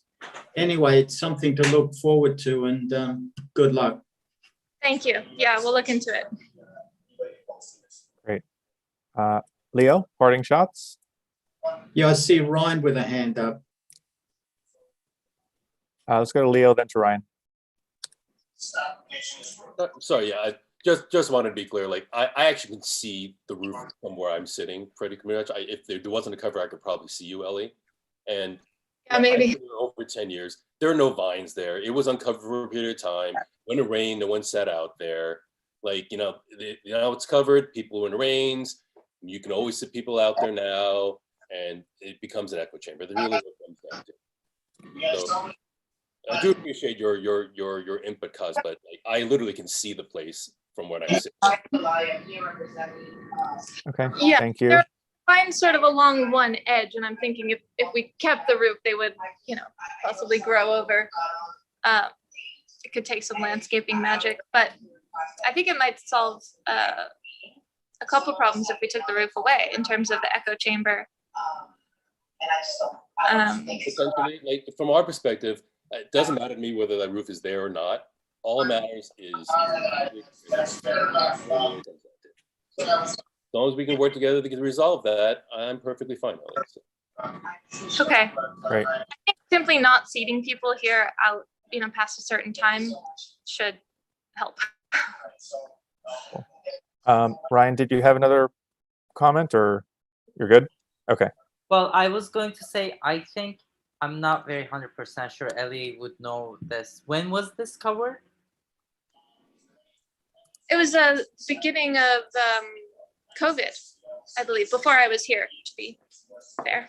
Because I saw the outdoor place, there was this wind and everything, and the roof of the outdoor in the front blew away, and then they did construction on top.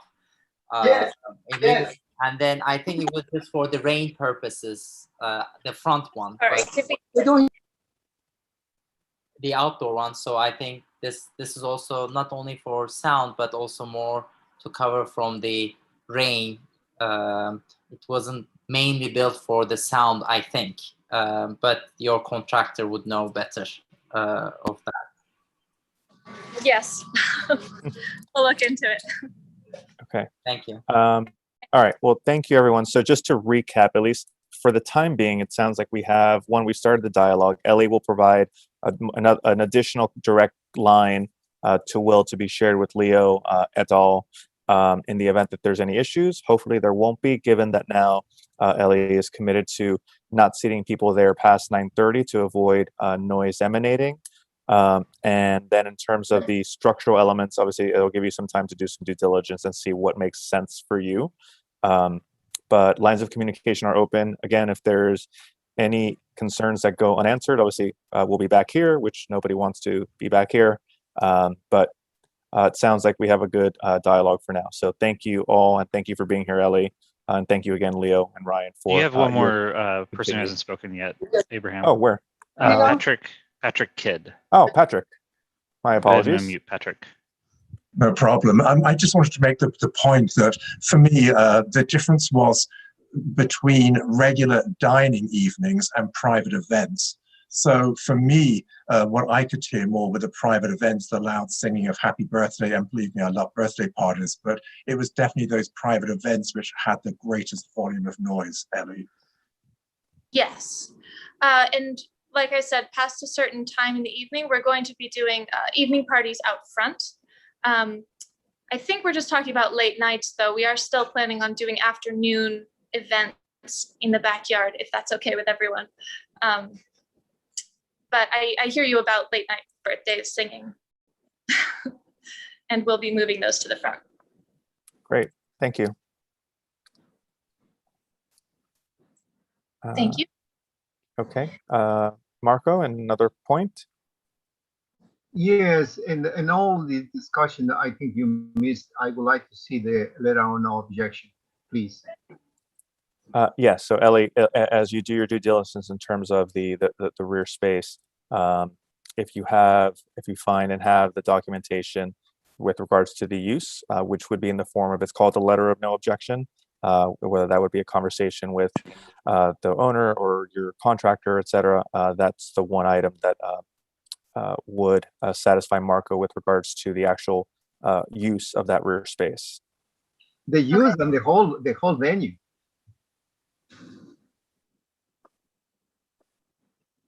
Okay. So yeah, so you just jot that down. You. Yeah. Thank you so much. Cool. Okay. Great. Okay, so I will move the agenda and close conversation on this topic. Thank you, everyone.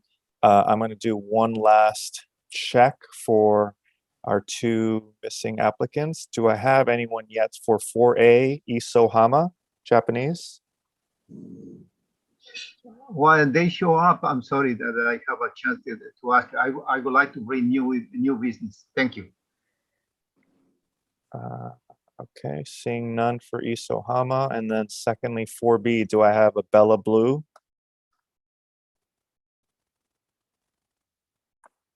I see none for Bella Blue. So we'll just have to reach out to them and see why they're not present, as that's a stipulation of their waiver granting. Is there something I should offer them, like go to full board or? Yes. Once they provide their rationale for being unable to attend today, the full board would be the next venue. Otherwise, we will pull the waiver. Okay, great. Okay, so Cause, we'll go to your hand, and then Marco to your new business. Yeah, with regards to what Judy was bringing up, I was always under the impression that it's a city agency and nobody is supposed to pull them off. And at some stage, I thought DSNY was supposed to clear them at the corners. I vaguely remember something to that effect, but Judy says no. But can we check with DSNY, Will, if they're supposed to remove posters? I can ask, yeah. Thanks, Will. That's all. Okay. Thanks, Kaz. Marco? Thank you. The new businesses, I think, is the new, the permanent new regulations for outside dinner on the road. So personally, I think maybe also he wants to bring probably to transportation, but I think we have to discuss this issue right here because my concern is exactly the first application. This application, I don't know why we prolong this agony for this applicant, because he was doing completely unlawful. You present yourself in the way that should be billed. Now he's coming. I don't know what will be the arguments to maintain this structure over there, and that is basically my concern is with the permanent structures out on the road. Again, doesn't show nothing. It has to be built like a house. It's just they put in umbrellas. And as you show in the original drawing that DOT did, umbrellas. But now in this case, clearly is a structure that in reality is an enclosure, an enclosed sidewalk cafe. That's what it is. And they believe that they are doing the right thing. I don't know who convinced them, or maybe they said, okay, do it, and the city they will approve. And I think we have to stand up for our community to maintain the quality of life, because this issue basically reduces the quality of life. And my concern is we have to follow whatever DOT said. And DOT, the drawings that you present, it has to emulate or have to copy or have to be similar to that, not the structure of the applicant, the first applicant that came. So, and you prolong this for the next meeting, I don't think it's fair for the applicant and fair for the community, because we have to stand up whatever it is the law. We are not, if we're going to approve for him, let's go approve everybody. And everybody will have a little bit more bigger than the other one. And the only thing we're going to create is a chaos. And we have to stand whatever the regulation said. And we have to be strong. If we don't obey ourselves the law, how do you expect the agency that's supposed to enforce is going to do anything? I have this discussion with DOB. DOB constantly said, we approve, we fight to maintain the good standards in our community, and the community will usually they approve whatever they want. They complicated our jobs. And our obligation, I think, is to follow the law, whatever it is. If it's a benefit for some people, fine. We don't have no other choice. But we cannot let it pass this action and let it give an opportunity when in reality we know clearly that is wrong. And I think we have to stand up for that position, and we have to stop I don't know, I'm pro-business. I like to see business prosper everywhere, but within the law. Otherwise, they will come and say, you give it a little bit more and give it more and more. Cos described very well this issue because he knows very well all about this structure. And I don't want to repeat whatever he said. So that is my point of view, and we have to keep discussing, because this is going to be a big issue for zoning, for transportation, and sidewalk cafes. Also, they said they're going to have an insurance. What kind of insurance they're going to obtain some structure that's going to be flying all over the place? I don't think any insurance company is going to make money with this kind of structure. On the contrary, it's more likely they're not going to find that insurance company. And I don't know if you read all the literature that came recently, and I read carefully all of them, and we have to be fully aware of these regulations. in order to be in compliance with the law, whatever the law is. But personally, myself, I think we have to stand up with whatever we have right now. And this gentleman in the first application, I think, is wrong. Nothing to do with that. On the contrary, you know very well, Abraham, I think you pass over there too. This corner always having different tenants. And so we need to have our storefronts busy. We don't want to see them empty, but we have to help them to be within the law, not because we need business at this time, let it do whatever they want. That's what happened outside diner structures. I think that's my point. Thank you. Thank you very much. Yeah, with respect to this particular applicant, yes. I mean, if they come back to us and say they're going to remove it at the full board, then we will take that. If they say no, then we will vote them down, as you said, because it is not in compliance with what we need. But we can approve inside, obviously. We Sure, have to approve sure. inside. That's no problem. That's not the problem. The problem is outside. So yeah, so that's completely taken on board. And you're right, in terms of the overall plan, right? Yes, this is something that, you know, with the other committees, we need to take on and take a comprehensive approach in view as a community board, because obviously it impacts transportation, small business, everything. So obviously with Ruthel's guidance, we will continue to do that. Okay, I had Miss Brown as next. Mrs. Brown, my apologies. Mrs. Brown, you can unmute.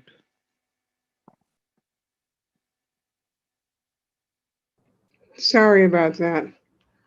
Are we now on old business? We are in any business you like, old, new. Thank you. I had an experience this afternoon that really frightened me. I was coming home and traveling on 92nd Street from 3rd Avenue. It's a decline, and there was an e-bike behind me, and his chain broke, and he rammed into my walker, and I almost fell. And luckily for me, there were two gentlemen that were passing by that caught me and braced me from that fall. That being said, what is the definitive answer or rule or regulation on e-bikes on the sidewalk? It is really, really a problem for the elderly and the disabled. It's a concern that truly needs to be addressed.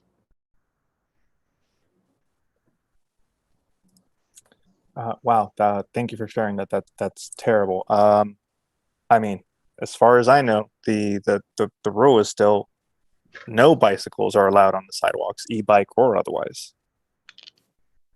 And again, we come back to the conversation of a couple of full boards ago. It just comes down to enforcement or lack thereof, for a variety of reasons, and that is an ongoing issue that we have, which I'm very troubled by. Again, it ties into the misuse of the bike lanes, the misuse of just cycles of all sorts in general, which I still adamantly believe we need to continue to advocate for more enforcement, despite the gains that are represented by by other voices, because we don't want it to take some dangerous, fatal, traumatic situation for this to be taken more seriously than I believe it's being taken. Mm-hmm. Well, thank you for that. Do you think that we need to revisit our affidavit on e-bikes to include that they will not ride on sidewalks? If they have to make a delivery, the bike needs to be parked in the street? We can. So I think I'm couple of minds. One is the affidavit includes kind of a broader catch-all that is, they all delivery cyclists, e-bike or otherwise, they're not supposed to be e-bikes, will comply with the law. So by that point, they should not be riding on the bikes on the sidewalk at all. However, I'm sure not everyone, rightly or wrongly, is familiar with the law. So we could be more explicit in our affidavit. But then again, it also comes down to, how much an establishment is, sharing that with the deliverers, which again takes us to another level. But yes, I would be supportive of being more explicit and being clearer. That way, when we bring someone to bear, we can say, here it is in black and white, what it is that is expected of you. Okay, thank you for that. Thank you. All right, Cause and then Russell. Yeah, getting back to what Mrs. Brown has said, the affidavit states that the applicant will abide by the bike rules, but the applicant is not the person that has the delivery person the majority of the time. It's the third-party app delivery people that we should be going against. It's the Relay, the Ubers, and the DoorDash and Grubhub, whoever the third-party delivery people are. That's the one that we should be going after, or that's the one that the enforcement should be going after. We get the affidavit from the applicant. He's not lying. He's stating that he is abiding by the bike rules, but he's not providing the bikes. The third-party delivery people are. And getting back to what Marco has said, you're going to be in for a big shock once the DCP comes before the community board. What the applicant said at York and 81st was complete, utter nonsense. If you look at the DOT drawings, there is even everybody that has built a structure has done it illegally. You can have a roof, you can do this and everything else. Everybody that's done anything has done it illegally. The sidewalks, they're not supposed to even build on the sidewalks. Everybody has done it. DOT kept saying, give us a specific location. At the last meeting, we stated, well, it'll be a general location. As far as enforcement, DOT has done absolutely nothing. In fact, they've caused more problems than anything else. I've heard of people in Manhattan getting away with blue murder, doing whatever they want, yet a place in Queens or Brooklyn or somewhere, they get inspected, they get told to move tables, to demolish place. So it's been inconsistent. And I would defer now to Russell, who I hope will bring up the fact of the next DCP meeting. All yours, Russell. Thanks, Cos. Just one clarification on the, you're correct in terms of the applicants or the venues on the bicycles. We did add some, maybe a couple of years ago now, that they would also ensure that any third-party deliverers abide by the laws, which again, I think that's our real issue. They have very little bargaining power with those third-party services, which is again, one of the things we and several committees had thought about and proposed was to invite and create a forum where we have our electeds and representatives from those third-party services to be able to actually have someone and vocalize the issues we have with respect to the delivery people. That has not yet come to fruition, but I would very much like to see that happen. Russell will make sure of it tonight. Perfect. Russell?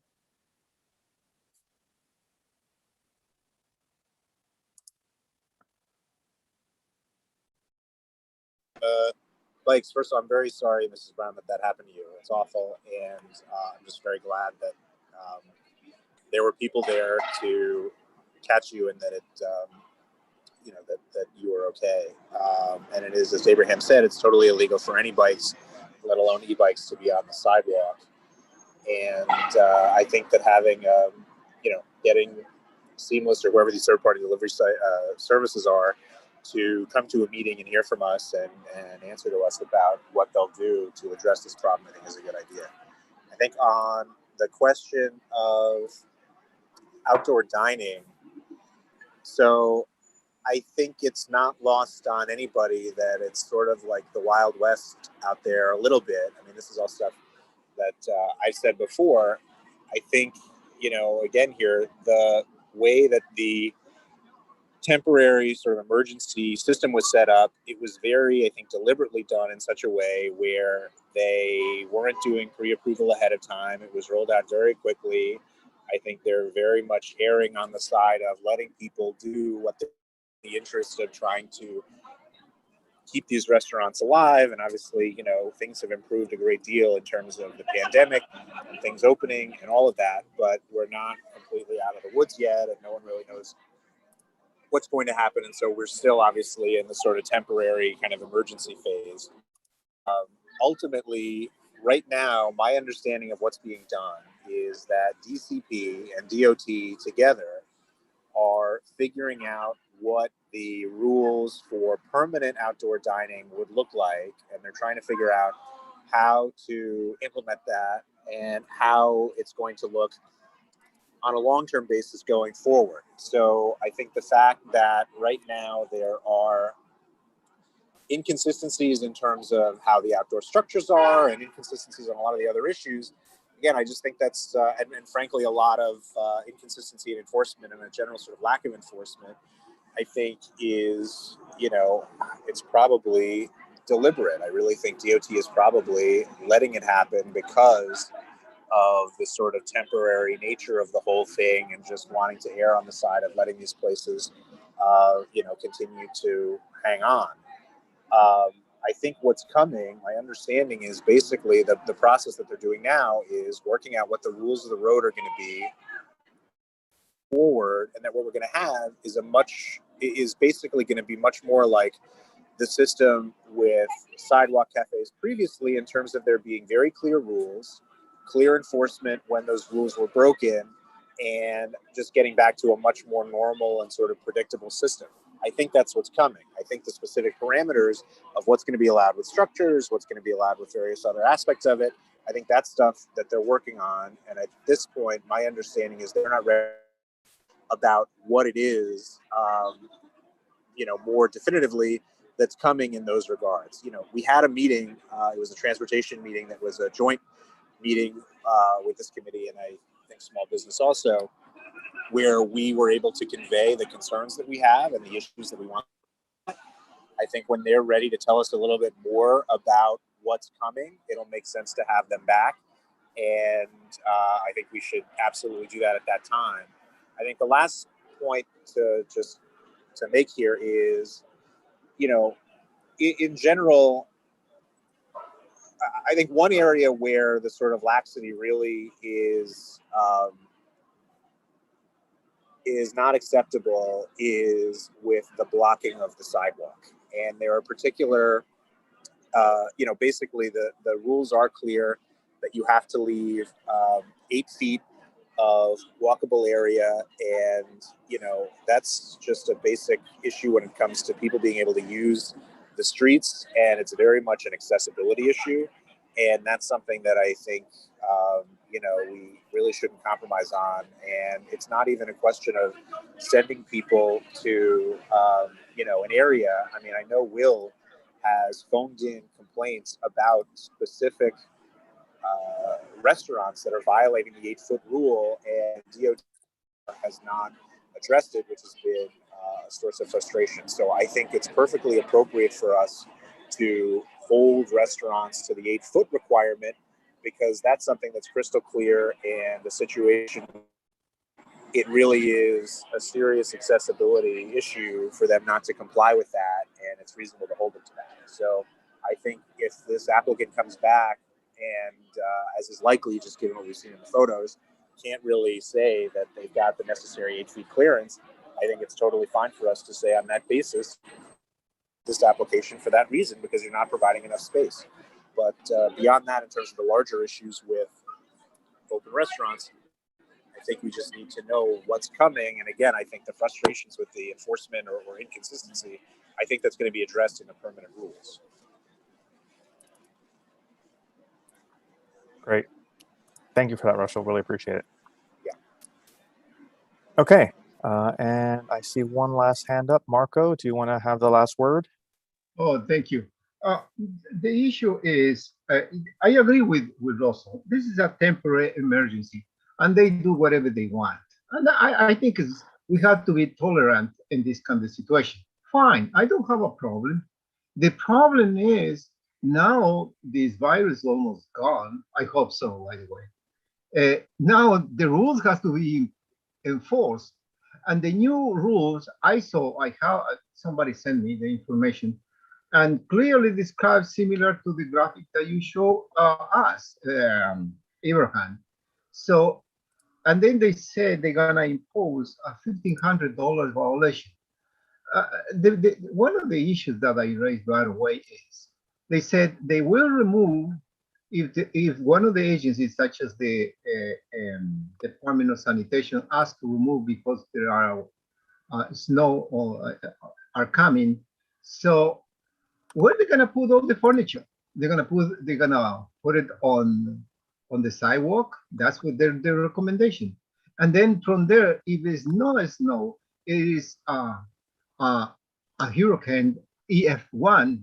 So this object will be flying all over the place. So it's completely wrong. What are they doing? They think that they have a solution. They ask that they're supposed to have an insurance. What company are gonna be insuring this kind of the business? Because the problem is they know that if it happens some events such as Sandy, they're gonna spend a lot of money. Probably they're gonna lose money, and the insurance company, they are not in the business to lose money; is to make money. So it doesn't have no sense at all. And right now, I'm Gracie Muse, the best example. I think you know very well Abraham and Coles. When you see them, this guy, he put the chairs properly. He left 8 feet, but then he put the bikes on the rack. Then he put the bikes on the mailbox. So now everybody, in order to pass by, it has to make a line. Have to let it pass one side, and then we pass the other side, because actually the width has been reduced from 8 probably to 3 or 4 feet, while the restaurant have ample space to operate, and they don't want to do anything. So these regulations that are coming, I think they are wrong. They try to do something, yes, but now the inside spaces are available. What we have to request is the ventilation of the inside spaces has to have 100% ventilation, because by the law, the only thing they have to ventilate is 20%. If they ventilate 100%, they at least they prevent any problems with this virus. But they don't legislate in that direction. I don't know, they legislate as just in benefit of a couple of people to make more money in detriment of the quality of life of our neighborhood. If some neighborhoods are willing to accept, fine, do it in those neighborhoods. And any application, it should be just only on the commercial side, not in the residential areas, because some of these structure has been put in place on residential districts, which is basically we have to tolerate because of the virus. But now they want to make permanent. Absolutely not. I think this is wrong. What are they doing? We try to leave the city just only to make money and destroy all the quality of life. And those people that paying a lot of money for taxes and everything like that, they're gonna leave. And who's gonna pay now the bills of the city? Those people, they contribute a lot of money. We have to maintain those status in our community. And I think it's wrong. Now, before I forgot, Ms. Brown, I'm really sorry to hear that. And my major point is, I was thinking that one day I'm going to hear what you described, but I never imagined that a fellow community member was in that predicament. And I think we had to enforce, but regrettably, the only institution that enforce is the police department. But now there is a sentiment against them. They are tying their hands. They are unable to do the job. what we have to do is, obviously, what they did with Mr. Floyd is wrong. They should be in jail, these people. They should even be in the force. And always there are bad apples in any institution. And we need the police department. Just as a matter of example, a Patch reported last week at 11 a.m., a young woman of 22 years old, somebody tried to rape her at 11 a.m. on 60th Street and Park Avenue. So the issue is we need the police department to enforce our rules, especially the bike rules. So we need them because bad people are coming and they take advantage of something that we have been opposing, like this bad police office did with Mr. Floyd. And they're taking advantage of that. And I think we have to stand up and say, listen, that is wrong, but we need the police department to enforce all the rules and regulations, because we cannot accept that these people that go on the sidewalk or disobey all the rules. And who's going to enforce that? The only thing that I know is the police department. So we need them back. We need them back to enforce all the rules and regulations. And I'm really sorry to hear that, Mrs. Brown. And thank you so much. Thank you, Marco. Okay, so with that, I think that's the entire agenda. I have Mrs. Brown.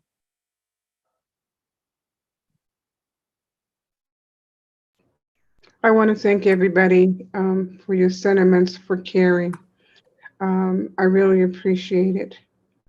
And hopefully we can find a resolution with regard to enforcement of bicycles on the sidewalk. But one of the problems in the delivery system, if they're using the e-bikes in the street and when they get ready to deliver, there's no place for them to dock their e-bikes. So therefore, they ride along the sidewalk and chain their bicycles to perhaps a tree bed. So, you know, that's a problem in itself. But I don't ever remember the police department enforcing e-bike rules.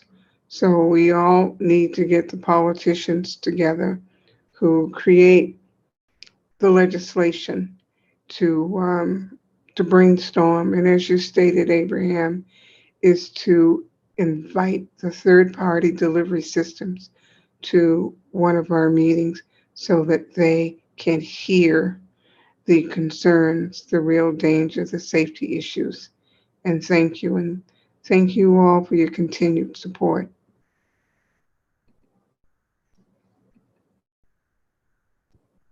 And I move a motion to adjourn. Thank you so much. Really appreciate that. And I will second that motion to adjourn. So thank you, everyone, for attending this evening.